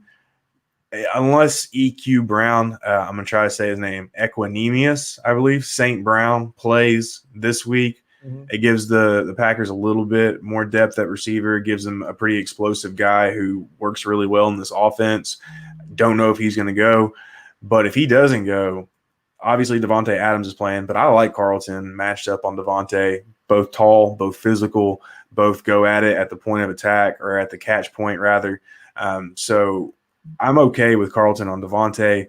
The rest of the receivers for the Packers, they just – yes, they can be schemed, and they have Aaron Rodgers, who obviously makes everybody look better. But at the end of the day, in terms of a matchup standpoint, Jamel Dean's been playing really well this year. I'm okay with who he's lined up against, and SMB's been doing well as well. So, yes, it's going to be about pressure, but it's also going to be a lot about just Green Bay's receivers being able to make plays. So if they do that, then I'm going to get really worried. But I think Tampa Bay's secondary is going to come to play this week. Yeah, they got to come and play because you have the return of Devontae Adams and one of the top receivers in the league, according to Madden. Of course, he's ranked higher than Mike Evans, which is hypocrisy. But it's neither here nor there. Very consistent receiver for the Packers. They're happy to get him back. Looking on the other side, you talked about the penalty situation and how basically it hindered the Bucs from, some big time drives. How disappointed are you in a veteran like a Ryan Jensen picking up a stupid 15-yard penalty? And do you have any problem with Tom Brady chewing out not only Jensen, but also the whole team? No problem at all. They deserved it, especially after that drive. And yeah, it's disappointing for Jensen, especially since he had a lot of these penalty issues in year one in 2018. And then he had maybe one or two last year in year two. And now he's reverted back to 2018. So I don't know what's changed between last year and this year. So it's definitely disappointing. And man, I had so many high hopes such high hopes for the offensive line coming into that Bears game. It was time for them to show that they could carry this team. I even wrote an article about it on Bucs Nation talking about how it was their time to shine and this is their opportunity. And they really let the team down, mostly with the penalties. The play overall was pretty solid. They obviously had their issues with Khalil Mack and company, but yeah, man, very disappointing performance from Jensen and the rest of the group, just frankly. Yeah, no, absolutely. The whole unit, and even Tristan Wirfs got a rookie reality check with, facing a Robert Quinn and a Khalil Mack, giving him that wrestling move, I guess. That was rough, man. That was rough. Refs didn't call that. They wanted to call Shaq Barrett on that ridiculous penalty. Right. What did you think of that? I mean, all game long, we see Khalil Mack hitting Brady. We see a player before the Keyshawn Vaughn fumble hit Brady low, and yet they swallow their whistle. And then when it comes time, a critical point in the game, which can change the face of the game, when it's 3rd and 17 for this defense, Shaq Barrett picks up a penalty, which is ridiculous because Evan, there's nothing Barrett can do at that juncture. He's not going to be able to stop his momentum. He's not hitting him high. He hit him with the shoulder pad. I mean, come on. I believe maybe it was the Bears game. I can't remember, or it was one of the games I was watching earlier this weekend, but one of the quarterbacks were taken down and dude just completely landed with him on all of his weight on top of him, and he didn't get flagged. But going back to the officiating, it was absolutely terrible. The refs made bad calls all night. They swallowed the whistles at the worst moments. However, I really feel like only one penalty affected the entire game. And this is why. On the 3rd and 12, where it was supposed to be a false start instead of the offside or the neutral zone infraction that was called on Jack Barrett, obviously that would have been a 3rd and 17 if it was called correctly. Chances of going into that game, chances of converting those in the NFL is 6%. That's off Pro Football Reference. The 3rd and 7 that the Bucs were faced with instead, still only a 28% conversion rate, 3rd and 7 pluses in the NFL. So that was still an advantage for the defense. If you want to win football games and you want to be considered a good football team, get the stop, do your job whenever it's required, especially whenever it's an advantageous situation. The Bucs didn't do it there. The no call or the roughing the passer on Shaq, that right there was absolute horse crap, total horse crap call. However, Ndamukong Suh bailed him out a few plays later with the tip pass on 3rd down, and forced the Bears to punt. So that's what they should have done on 3rd and 7 back in earlier in the game. They should have made a play like that to force the Bears to punt. The one penalty that really affected the game, and it was big for me, was the defensive pass interference call on Carlton Davis on 3rd and 2.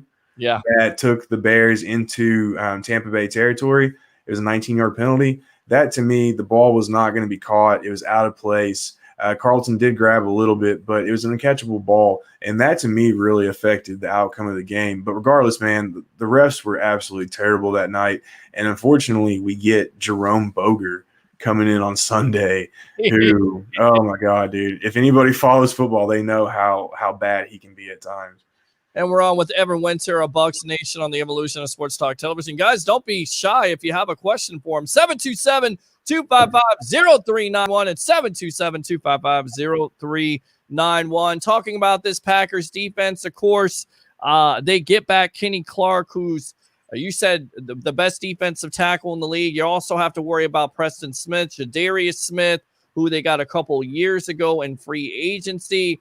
So if Donovan Smith struggles again, could you see the Bucs possibly making a trade with the Falcons? Would the Falcons trade a Jake Matthews because they have this fire still? Could you see that happening? Could you see the Bucs front office investing, trying to give up picks to shore up this position at the left tackle, or do they ride with Smith for the rest of the year? I think they would ride with him. However, who knows? I mean, we've seen them make all these moves over the last few months. They're obviously in win now mode. If they traded for somebody like Jake Matthews, that to me would represent a lot of a panic move, that they're really, really worried about not only Donovan Smith, but just the state of things in general. I will say this, though. Knowing what we know now, if we, like I said, if we knew this back in March or whenever, I would have rather have used the $13 million spent on Gronk and Fournette to just go ahead and bring in Trent Williams and just have him and Donovan Smith on the roster. The way Trent Williams has been playing this year, I'll admit, I did not want to bring him in. Obviously, it just didn't make sense financially. But just knowing that if we could have a really, really good left tackle right now and how much of a difference that would make, I would have gone ahead and said, okay, that'll work. Could you foresee them moving Tristan Wirfs to the left side and moving Smith to the right, or is that too dramatic also? No, I think I think if anything happens with Smith in terms of changing his status, it's going to be he's gone after this year. No reason to move him over to right tackle, making $14 million, and in a year where if he doesn't play well, he's probably gone anyway. And you've got a potentially elite player at right tackle right now in Wirfs. Definitely could see him moving him over to left tackle, though. I don't know if I would personally do that, just because, like I said, he has the potential to be elite at that position, and obviously that's not as important as left tackle. But offensive line, I'm just a huge build from the inside out person. So anytime you find an elite player, I mean, just look what Ali Marpet does for the team. Anytime you find an elite player on the offensive line, you keep them, and you do what you can to make sure they reach that level. But definitely, man, if Smith is gone after this year, wouldn't be surprised if they moved him over. But yeah, if anything happens with Smith, he's not returning in 2021. That's what's going on. Yeah, there's no guaranteed money. Good stuff there. Chill Will says, very impressed by tackling by the defensive backs. Taylor Allen, of course, wife of Joshua Cole Allen. Happy birthday. She says, hey, Peter. Johnny Dean says, guys, honestly, who wouldn't want to play with Russell Wilson? That's a good point. But once again, you're on the practice squad, not active roster. That's the difference.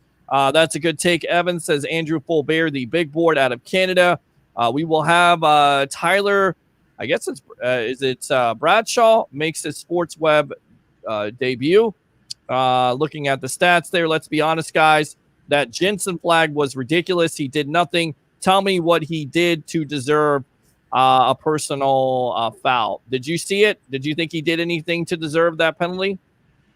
And this is the one on the drive where, sorry, there are just so many, they all blurred together.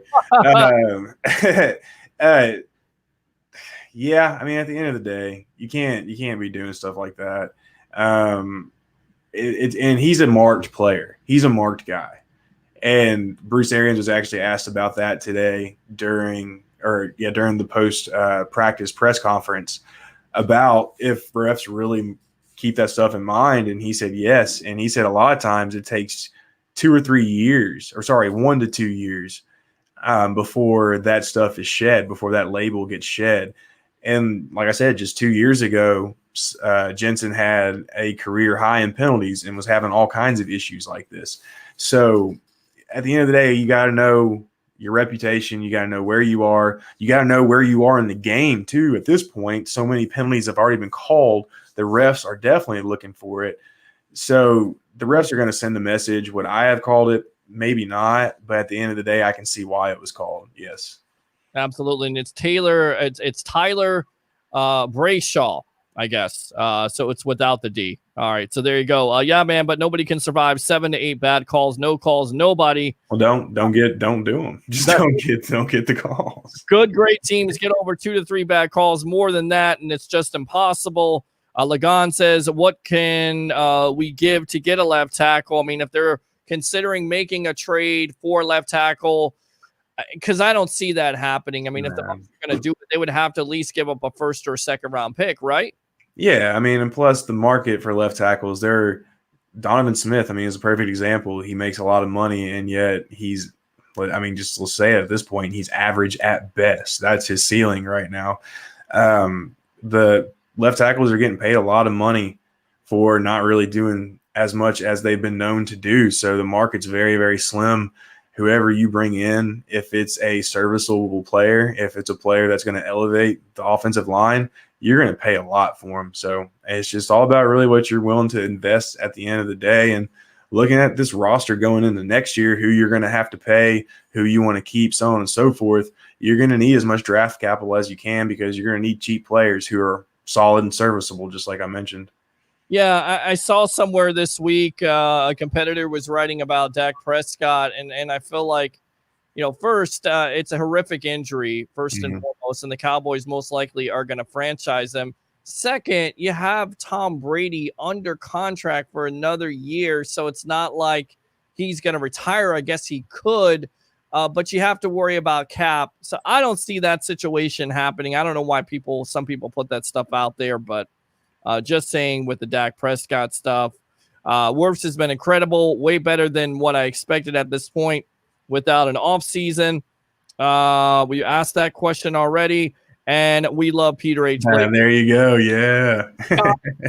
So go ahead. Give me a prediction, Evan Winter of Bucs Nation. Packers versus Bucs. Who wins and why? Tampa Bay is going to win this game. 31-21 is my score prediction right now. That's because, man, if you go back and watch the Chicago game, strip all the emotion out of it. I know it's hard to do. Trust me. It was hard for me to do it. Excuse me. But if you go and you strip out all the emotion, the Bucs made plays on Thursday night. They just constantly shot themselves in the foot. They even got in some of these situations, 1st and 20, Rob Gronkowski's 17, 18-yard catch that made it 2nd and 2, but was called back. Cameron Brate's 20-yard reception on 3rd and 15. I mean, there are a lot of bright spots that a hobbled team had on a short week on the road. So the mistakes, yes, they're very worrisome. And it's not just a this year thing. This team returns 19 of 21 starters from last year from a team that led the league in penalties. My colleague Bailey Adams points out that penalties have been an issue going all the way back to 2014. So obviously there's just something going on. But regardless, for this week, I think Tampa Bay gets it right. They get their heads on straight. They're going to be a lot healthier. And there's a lot of different ways to exploit this Packers defense. I think the Bucs will do that. I think at the end of the day, they just make a couple more plays. For some reason, I feel really good about this game. It kind of reminds me of last year coming off the Giants game when I felt really good about the Rams game and actually picked the Bucs to win that game too. I don't know. There's just something about it. I think this team's going to be ready to go, and Tampa Bay gets it done, wins 31-21. All right, there you go, Evan Winter of Bucs Nation. Go ahead and promote yourself. Where can they find you, of course, and read your work? BucsNation.com. That's the best place to find me. Also find me on RockyTopTalk.com if you're a Vols fan or if you just like to read stuff about the Tennessee Vols, which I doubt that happens being a lot of Gators and Seminole fans. But hey, if you ever want some inside info, give us a look. Find me on Twitter at Evan_Winter, all lowercase letters. You can see it. Right. Hold on. Oh, there we go. You can see it right there. And I'm always down for a chat, for a DM. You can obviously see my cat's paw up there in the background. He says hi as well. There you go. His name's Woodstock/Woody. But yeah, that's where you can find me. Well, there you go. Woodstock making an appearance tonight here on the Evolution of Sports Talk Television, powered by 320solar.com. Thanks a lot for your time, Evan. All right. Thanks so much, Peter. Talk to you soon, man. All right, there you go. Good stuff. Evan Winter from Bucs Nation. Update the score. Not good news. Astros have taken a 4-2 lead, 6th inning. Tell you what, let's go ahead and take a commercial break. And when we come back, we will have Tyler Brayshaw, one of the newest members here on Bucs Report on the Evolution of Sports Talk Television. It's the Sports Web. I'm your host, Peter Blake. Here we go.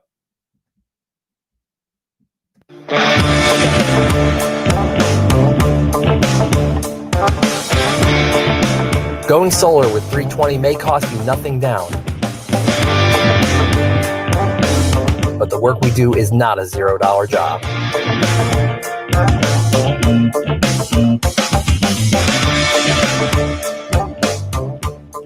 With a 10-year roof penetration warranty and solar panels guaranteed for 25 years, you can have peace of mind knowing we will do the job right every time without question.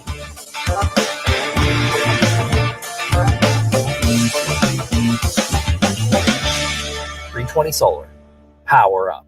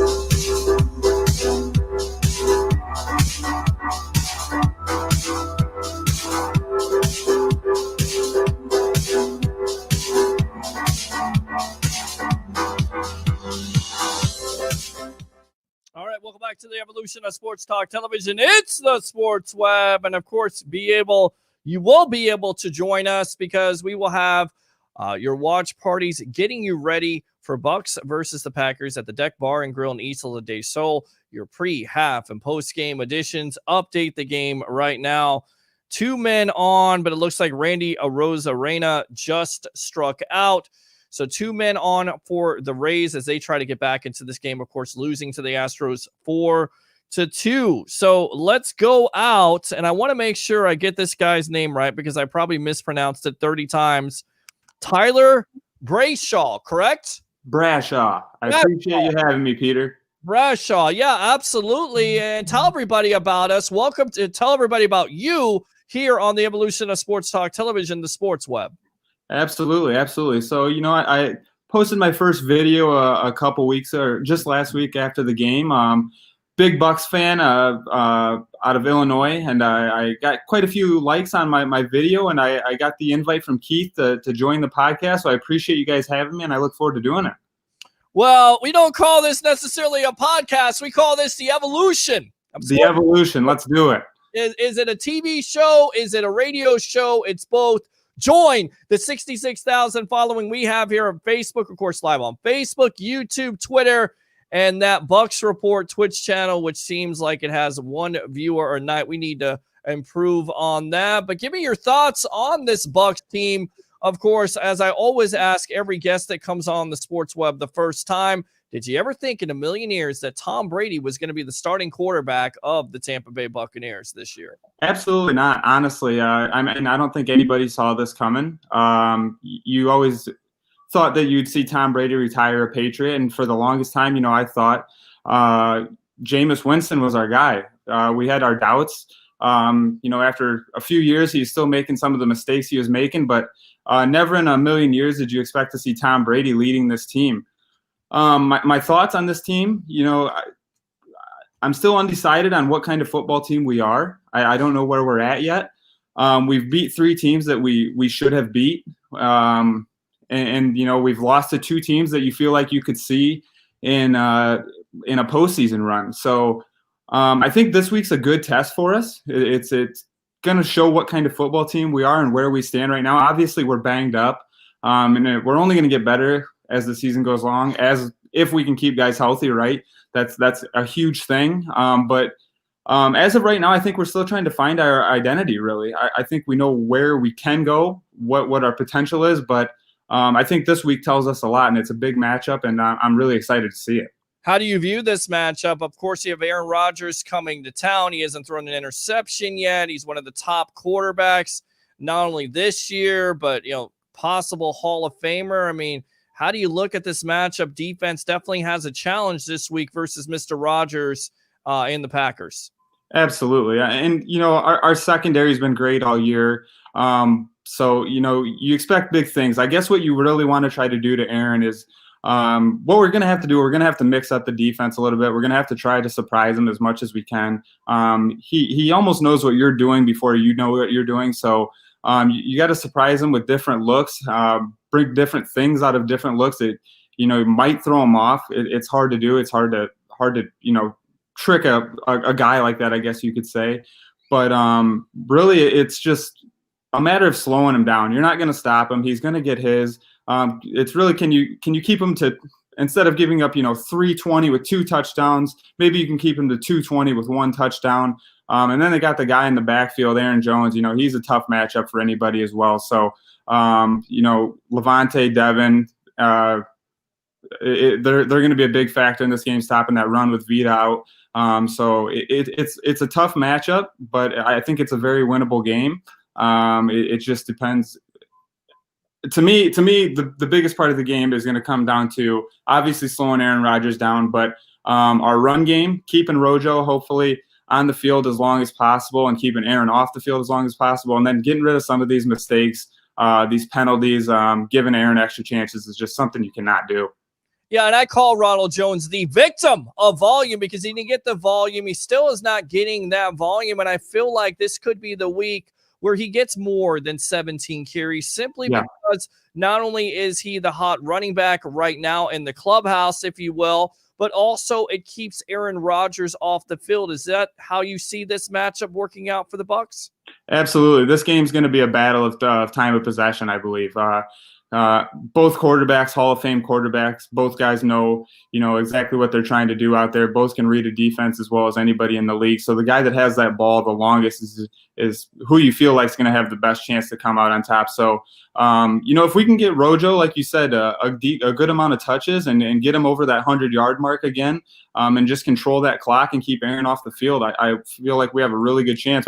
Obviously, that's easier said than done, but we got to, like I said, we got to eliminate some of those mistakes, not only on offense or on defense, but on offense as well. We can't keep stalling out with drives. You got to put points on the board against these guys because and everybody else knows, Aaron's going to find a way to get the ball in the end zone. So, you can't have a good drive come to end with a field goal attempt simply because you took yourself out of the possession. Yeah, it's a good point. I mean, look, this team, they lead penalties in the NFL 43. They're one of the most undisciplined teams, and it really killed some of their drives versus the Bears. You've got to cut down on that. On top of that, you can't make mistakes versus a Packer team that's undefeated and playing Right. at the top level. So they've got to do a better job of that. But with all that being said, any concern with Tom Brady and of course this offensive line? Absolutely. I mean, the offensive line, it's been very concerning, especially last week. I mean, you got to give the Bears credit. I mean, give Pagano credit. They bring the house. They bring special blitz packages that you don't typically see, and they're a good rushing team. You got to give it up to those teams that can do that. But you also can't fold at the line of scrimmage and in those trenches. Football games are still won in the trenches. I know it's a air it out type of league nowadays, but it starts up front. I love what I've seen out of Tristan. I've seen talks of possibly moving him to the other side to protect Tom's blind side, but that's a lot to ask for a rookie to know to go across to the other side. And a lot of people wouldn't think that's big, but when you ask a rookie, even though he's looked great, to move to the other side of the ball and protect a Hall of Famer's blind side, that's a lot to ask. So I'm a little worried about the line. I am, but they've looked good on with rushing the ball. They've been great rush blocking. So it's a little confusing, I would say. Coming into the year, we've had line trouble for quite a while. Jameis was a guy that wasn't protected very well, but you can't. Jameis can absorb some of those hits. Tom can't do that. We got to find a way to protect him, and we got to find a way to do it right away before all this comes crashing down. And we're on with one of our newest members here on Bucs Report, Mr. Tyler Bradshaw of the Evolution of Sports Talk Television. If you have a question for him, and I'm pronouncing the name correctly, right? Close enough. Bradshaw. I don't know why I keep on saying Bradshaw. I think you're Terry Bradshaw. Tyler Bradshaw, newest member of Bucs Report, 727-255-0391 and 727-255-0391. So where do you stand on Donovan Smith? I mean, could you see the Bucs possibly making a trade mid-season here, or do you think they're going to stick with them? How do you feel about Mr. Smith at the left tackle spot? He's given us a lot of good years, I think. He's been a good player in the system for a long time. He knows what we're looking for, but it comes down. Look, we got this franchise quarterback for 2 years. We got to protect him, and if a deal has to be made to where that's what's going to help the team, then like I said, we got this year and next year to make it happen. Although we got talent built around this team for the next few years, but your window's it's short and it's right now, at least for this window right here. So a trade's possible. I don't think it'll happen. I can potentially see somebody moving like Tristan to the other side of the line before a trade happens, but who knows what Jason's thinking. I mean, honestly, it's a kind of a do or die situation, I feel like, when you're trying to protect Tom Brady. Yeah, I've kind of said Super Bowl or bust with this team. And Absolutely. I haven't really backed off of that. Even though they're 3-2, I still think they have an opportunity to go a long way. They first have to get healthy, and they really haven't been able to do that, Tyler, because they haven't had both of their wide receivers on the field together. They may get that opportunity versus the Packers on Sunday. Absolutely, and that's one connection I'm really looking forward to seeing is Chris and Tom Brady get on the same page. I feel like that's the kind of receiver that Tom loves. Those guys that can run inside the hash marks and catch a ball coming across the middle of the field. I think that's one thing we're seeing out of Tom is he, although he's made some really good throws this year, he's also missed some throws that I've noticed that he just doesn't have the arm strength to throw across the field anymore. But like I said, with getting Chris back in that lineup and hopefully having him come across the middle, he's one of the most exciting receivers out there, and we have one of the most exciting duos out there in the NFL. So that's one connection I really look forward to seeing him build, and then obviously getting these tight ends more involved as well. No, absolutely. I'll tell you what, let's go out to the webheads here, read this comment. If we can get Rojo going and score more points than the Packers, then we will win. Well, I mean, well said. Well said. I mean, yeah, but again, the reason why you're running the ball is you're keeping Aaron Rodgers off the field there, smart ass. So I know you were trying to troll me. That was a great attempt, but try to do better next time on that. Again, if you want to troll me or when you'll talk to Tyler here, 0391 at 727-255-0391. It's the Sports Web powered by 320solar.com to update the game right now. It is still 4-2. Rays had a bases loaded situation. They could get nobody in. So Zach Greinke off the hook. Of course, if the Rays win this game, they go to the World Series. But right now, the Astros are winning 4-2. You're a baseball fan. You've been watching this series between the Rays and the Astros? I'm a diehard Cubs fan here in Illinois. Really? Our season and our postseason did not go quite how we expected it. So I'm pulling for a Rays-Braves matchup. That's the one I want to see, but the Dodgers pounced all over them today, and that's a lineup that can get real hot real quick, and they did that today. So, I'd like to see the Rays and Braves, and they're in good positions right now. But like I said, that Dodgers team can heat up quick, and then obviously on the other side, the Astros the same way. Yeah, I grew up as a Cubs fan too because there was no baseball down here before '98, and then once the Rays came down, then you're a Rays fan. But how long you been a Cubs fan, and who's your favorite Cub of all time? I've been a Cubs. Football. My family kind of let me do my own thing. They're all Bears fans, being here in Illinois, but I had no choice. I was a Cubs fan. There was no way around that. I would probably say my favorite Cub of all time is a little surprising to people. It's probably Aramis Ramirez. I don't know why. He was a big, yeah, absolutely a big fan of mine, I was a big fan of his, I should say. I don't really know why. I think it was just that, when I really started getting into baseball at 9, 10 years old, starting to play, he was the guy that I admired and wanted to be like. Yeah, I remember watching the Cubs in the first year I watched them was 1989. That was the Hawk, Andre Dawson, right field. You have Ryan Sandberg and Mark Grace and Sean Dunston, and of course the Mad Dog himself, Greg Maddux, and of course I'm trying to think of the manager who was there at the time because Don Zimmer, who also was involved with the Tampa Bay Rays as an organization, and of course Sosa followed. In your opinion, do you think Sosa disgraced baseball with his steroid use? He's still denying it. Do you think he did it? I think they all did it. I think that was the era then, right? I think that's what fans like to see at the time. I mean, everybody likes to see the home run ball. I don't think it was just him. I think he'll be back at Wrigley at some point. I think he needs to. I absolutely think he did it. I think he needs to come clean, and at that point, the table will start to clean itself. But at some point, the fans are going to want him back at Wrigley. The manager, the ownership's going to want him back at Wrigley. It's just that air's got to be cleared. I mean, he's arguably the best hitting Cub of all time, and I mean, so it's a matter of time. But he's just got to clear the air. I think he knows it. I think we all know it. Well, if he cleared the air, then most likely he would be allowed back in Wrigley. I don't think he ever makes the Hall of Fame, which is a shame. But those guys cheated. They don't deserve to be in the Hall of Fame. They made a financial decision. We could talk about that steroid era all day long because I don't think everybody did it. That's the reason why those guys were so successful.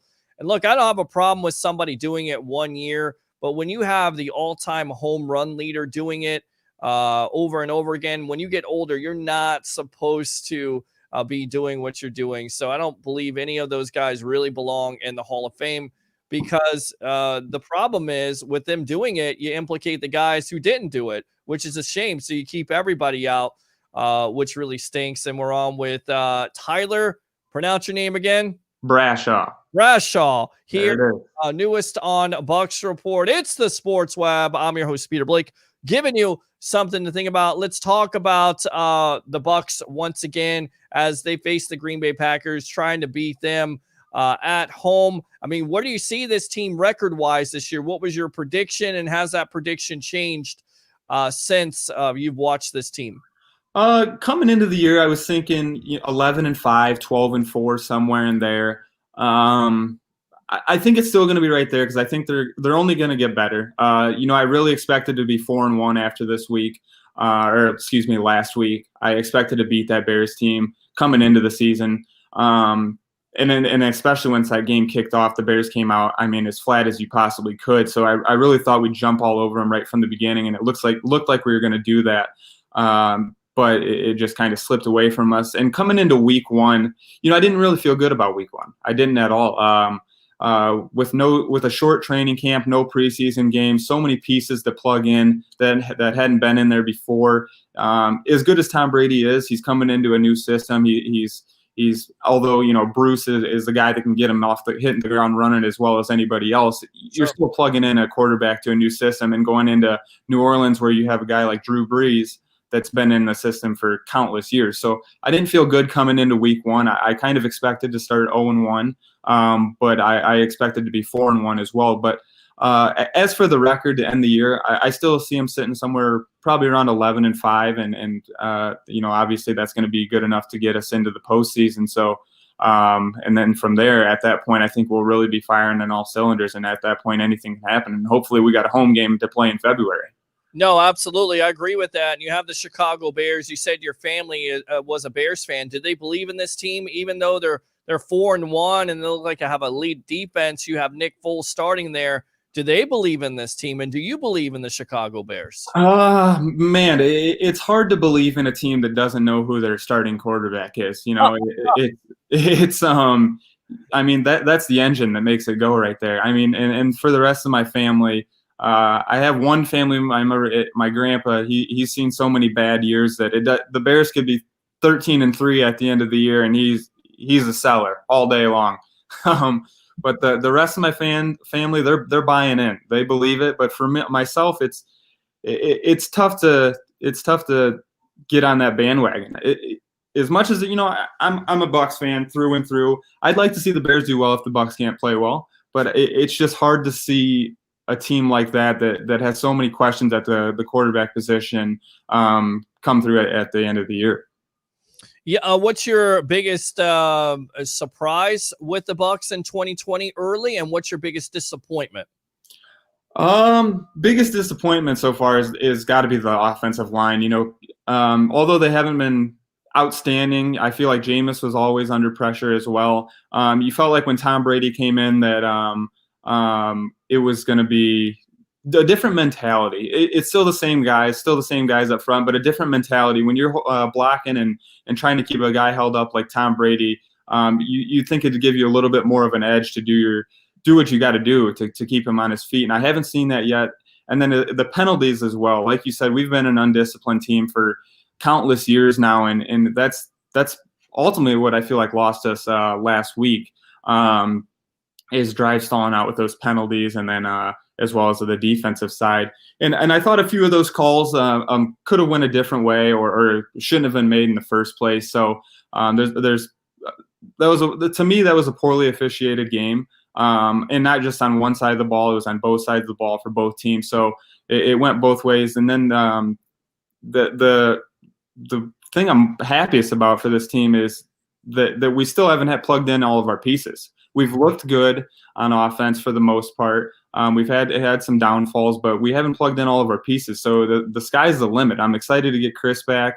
Losing OJ hurt. He looked like he was really starting to break out. I mean, that's a big body that plays like a wide receiver. He doesn't play like a tight end when I watch him. So that one hurt, but it's exciting moving forward. That's all I can really say about it is getting these guys back, getting them healthy, keeping them on the field. Yeah, I mean, look, they've had their fair share of injuries, and, you know, they're supposed to be getting back. Godwin this week could be getting back, a Leonard Fournette and LaShawn McCoy.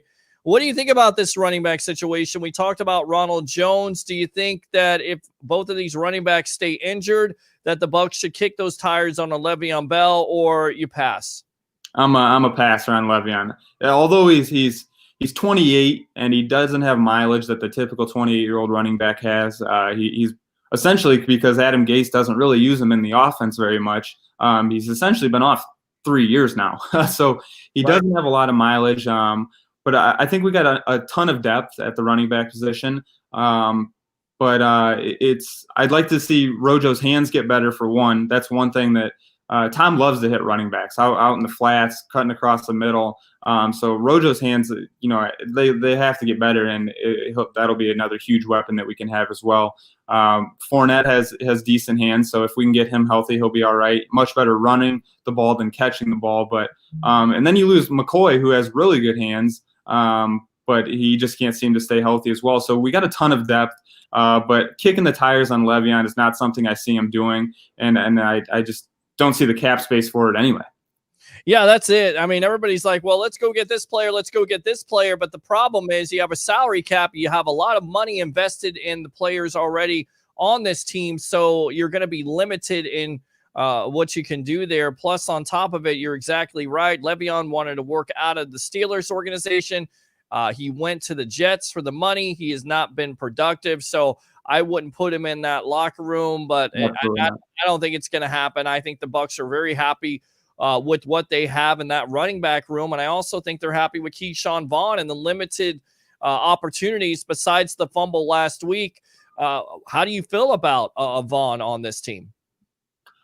I think he's a good back. I think it was a really good draft pick. I think he's in a good situation to learn from a lot of good backs, but he's also sitting behind a lot of good backs. But the way we get banged up, it could be a snap of the finger and he's the guy, but I think he's a good back. He's shifty, he's quick. But I mean, that fumble last week, I don't want anybody to judge him off that. You take a shot like that and chances are you ain't holding that ball either. So it was a tough play for him, and it hurts to get on the field and make a mistake like that, if you want to call it a mistake. But I feel good about the situation he's in. I think it's tough to find him some field time just because we do have so much depth there, especially if we get completely healthy, then it's going to be even tougher for him. So it's a good spot for him, but it's just, where do we find the spot for him? You know what I mean? Where do we get him the time on the field? Well, it's a good problem to have, because if both of those running backs do go down, then you can go to him, you could go to Jones. But right now it looks like Fournette and McCoy may play in this game. We'll monitor the situation. Now, talking about the wide receivers, most likely they'll get back Godwin and could have Evans on the field together, Scotty Miller also. But what are your thoughts on Tyler Johnson, especially that first half last week? Really tore it up. Oh, I love that draft pick. I couldn't believe that we got him where we got him at. He was a guy that dominated the Big Ten in Minnesota for years and kind of flew under the radar doing it. This past week he really gave us a view of what he can be. I think he had 6 catches for 83 yards, broke some tackles. He's got pretty good hands. I think they can get better, but this is a guy that played really well in the Big Ten, and we know what kind of conference the Big Ten is. So it's exciting to see a guy like that as well, especially with the depth that we already have there, and surrounding Tom's with weapons is something that he hasn't really had in his career. So it's awesome to be able to see him be able to spread the ball out, and you got a bunch of reliable hands. And it's Scotty Miller and Justin Watson have kind of became some hot targets for him already in this year, and that's awesome to see as well, because that takes a little bit of pressure off Mike on the outside, maybe a little less double coverage. When Chris is out, he's got options to throw the ball. So still excited to see them kind of get into the flow of things and keep Rojo running the ball, and that's really going to open up the field, make the field wider for those guys on the outside to make some routes, to open up that play action a little bit, and make it a little more believable, and these guys can really get some touches and make something happen out there. What are your thoughts on Rob Gronkowski being more incorporated into this offense? He had a couple catches last week. He still looks like he's a little bit banged up. But what about this week versus the Packers defense? Do you think this could be a player that really sticks out? Rob, I was talking to one of my friends just the other day, and Rob's the last guy I'm worried about him getting on the same page with this time. I feel like they're the two guys that can get it going like that. They know each other inside and out. They know what they're thinking. So, I think it'll happen. I still think he's, like you said, banged up. He's got that knee, as well as I don't think he's in game shape yet. He took that time off. He didn't have a preseason. He didn't have much of a camp. And you don't know how much he did on his own. You assume that he did enough to get ready, but he doesn't look like he's in game shape yet. And that'll come. But I slowly see him already working him more into the game plan, and Tom looking for him a little bit more. I think that's only going to get he's only going to get used more as well. Yeah, I agree with you. And you saw Tanner Hudson last week. They were throwing to him, couldn't connect, missed some opportunities. That would be Brady. Let's go out to the webheads here. I've been a Cubs fan since 1984.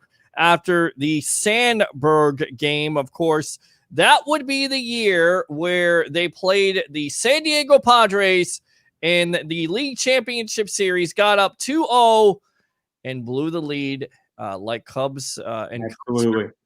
Cubs. It's funny having to be a Cubs fan. You grow up, I was born in 92, so all that was long before me, but you get sat down and you get shown all these games and what happened and how we got here, and it only made 2016 that much sweeter to see your family react the way they did. I mean, my grandma was a just unbelievably huge Cub fan, and to see her with the emotion that she had and all the years that she went through, the ups and downs of Cubs fans went through, it was just made that unbelievably special, and that series and that Padres series included.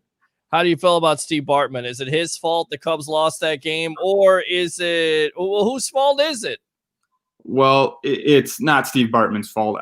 You watch the video and how many other hands were sitting there. I think he drew a bad card that night. I think if I was sitting in that seat, I'd be grabbing for the same ball he was, and there was fans around him grabbing for it as well. So you feel bad for the guy. That's another guy I want to see back at Wrigley as well. It would have been awesome for them to pull him out for the World Series parade when it happened, but didn't sound like he wanted anything to do with it, and I can't really blame him, to be honest with you. But people forget what that following inning looked like after the Bartman ball, as well as the game. I mean, we had a shortstop that rarely made errors, and then the next thing you know, the whole game is collapsing off of a throw made by him.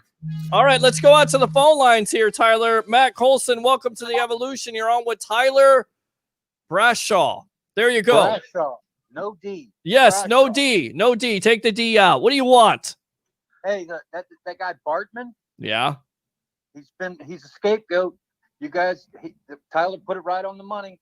14 people touched that damn ball, and then they had 2 innings to catch up and fix it, and they let it go. Matt, were you one of them, by the way? Cub fan? Yeah. I was an afternoon school Cub fan because of Harry Carey. There you go. There you go. Me too. 220 on WGN. Now they don't even show any games on WGN. I don't know what the hell is going on. That was part of life back in those days. Yeah, absolutely, it was. And we watched the Braves too on Turner broadcast. Sure. So that was the way you spent your afternoon while you're pretending to do your homework. That's what I always told my mom. Well, it was either that, pretending to do your homework, or you got grounded, you got sent to your room. You would always watch the Cubs game. And usually they would be up early and then they would blow it, and you would hear Harry by the 6th or 7th inning. This guy's got nothing. Cubs always had great radio broadcasts too. You didn't mind being in the car listening to a Cubs game. Always had great radio broadcasts. Tom Brenneman. Oh, man. Oof. Yep. Go ahead. Harry Carey impersonation that Will Ferrell used to do. Yes. That stuff was dead on. Used to kill me when he. Yeah, it was. Yeah, it was. Absolutely. He nailed it. All right, Matt, you got a question for Tyler? Well, I just wanted to say, you guys were on the baseball thing. I just wanted to bring up Joe Morgan's passing this week. Yes, we didn't mention Broke my that. heart. Yes, Sunday Night Baseball's own, of course, a part of the Big Red Machine, one of the greatest second basemen of all time. In fact, Ryan Sandberg always being compared to Joe Morgan with the offensive numbers. And again, he was a catalyst on Sunday Night Baseball with John Miller. If you watch ESPN Sunday Night Baseball, you would always see him. He's very analytical. He would break down the game. So once again, 2020, you suck. Oh yeah. And Joe Morgan's gone. So rest in peace, Joe Morgan. Huge loss to the baseball society. Absolutely. Agree. Imagine when they get to heaven and you get to see the All-Star game. Well, Oh my God. I'm telling you. I am telling you. I hope that when I get to go to heaven, that I'm able to be a sports broadcaster and see all these great athletes that we lost throughout the years. There's something else. I just wanted to bring that up. I don't have anything else to add about the Bucs because Tyler's pretty much. Well, and we got Johnny Dean to chime in here. Baseball sucks. So you know what you ought to do, Peter, is go off camera and move your chair and do it at the remote. You know, you're off.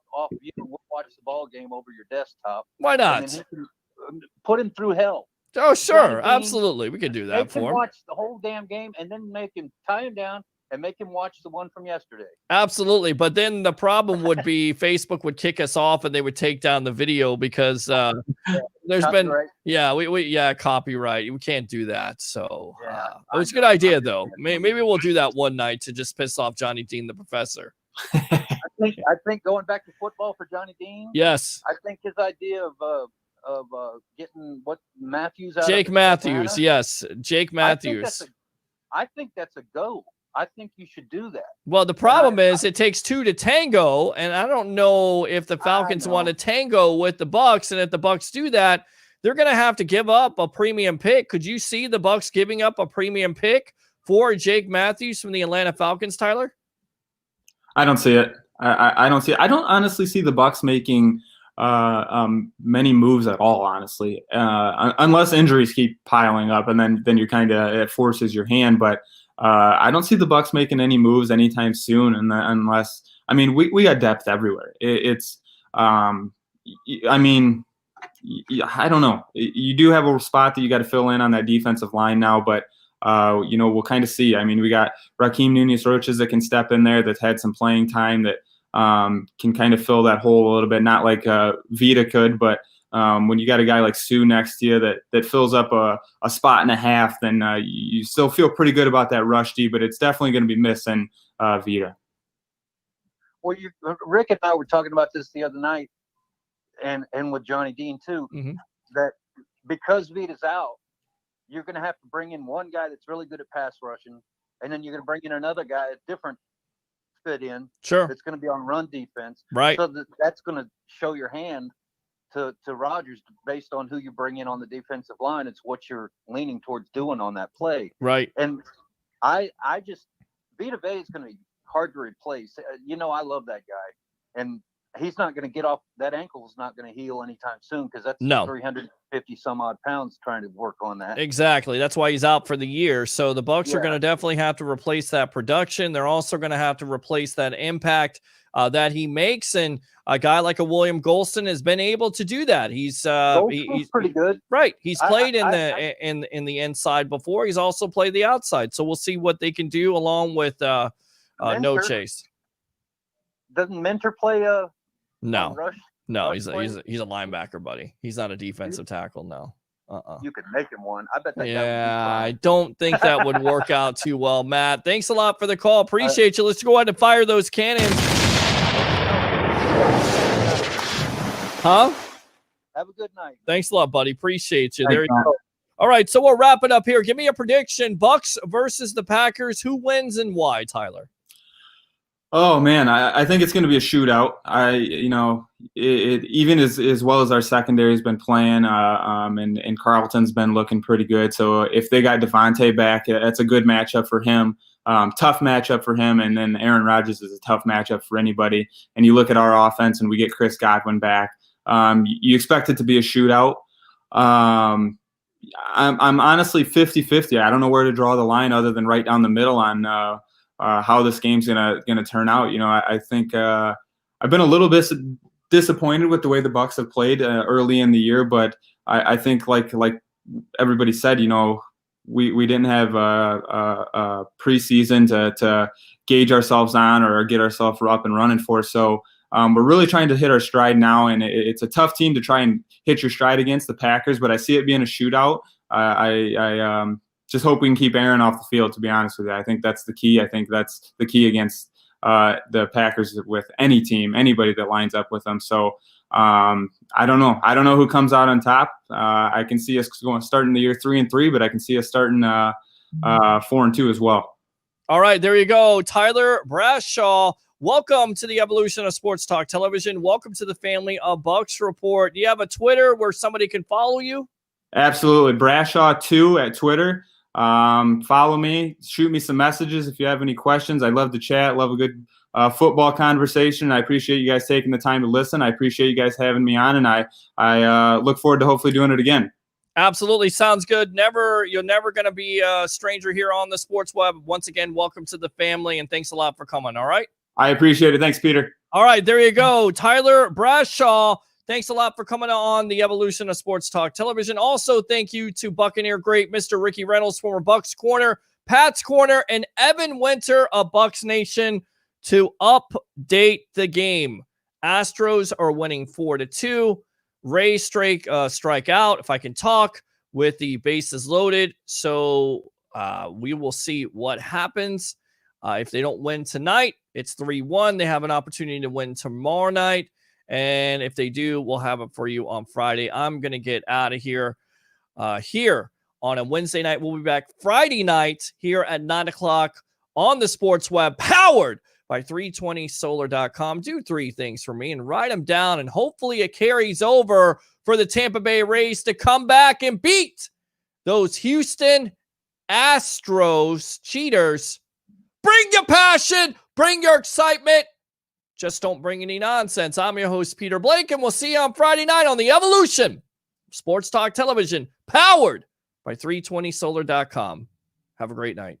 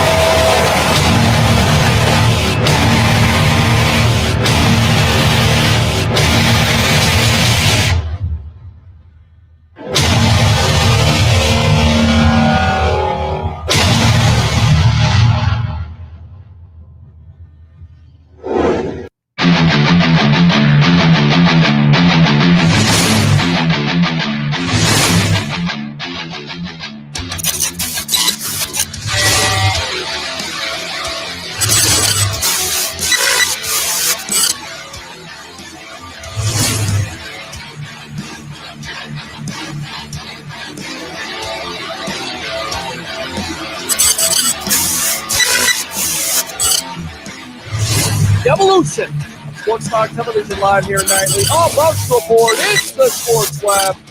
I'm your host, Peter Blake, giving you something to think about on tonight's show. Bring your passion, bring your excitement. Just don't bring any nonsense.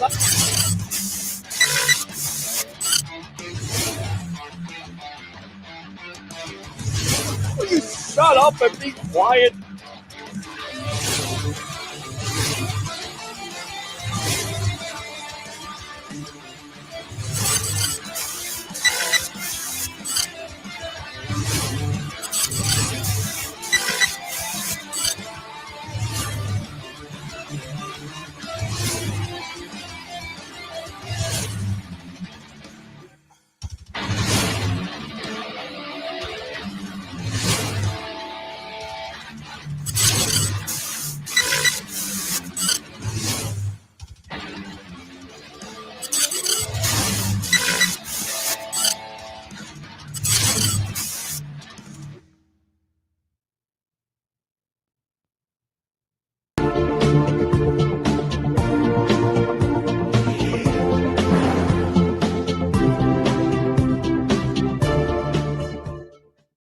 Come to Sam Ash for hundreds of exclusive holiday deals on music and sound gear from the most iconic brands. Save big on professional and starter guitars, drums, digital pianos, horns, violins, DJ, and electronic production equipment. Supercharge your home studio with deals on podcasting, streaming, and AV equipment like speakers, microphones, headphones, and acoustic treatment. Plus, with 36 months no-interest financing on thousands of items, you can get the gear of your dreams right now. From our incredible selection and service to our lowest price guarantee for over 95 years, real musicians know you only go to Sam Ash.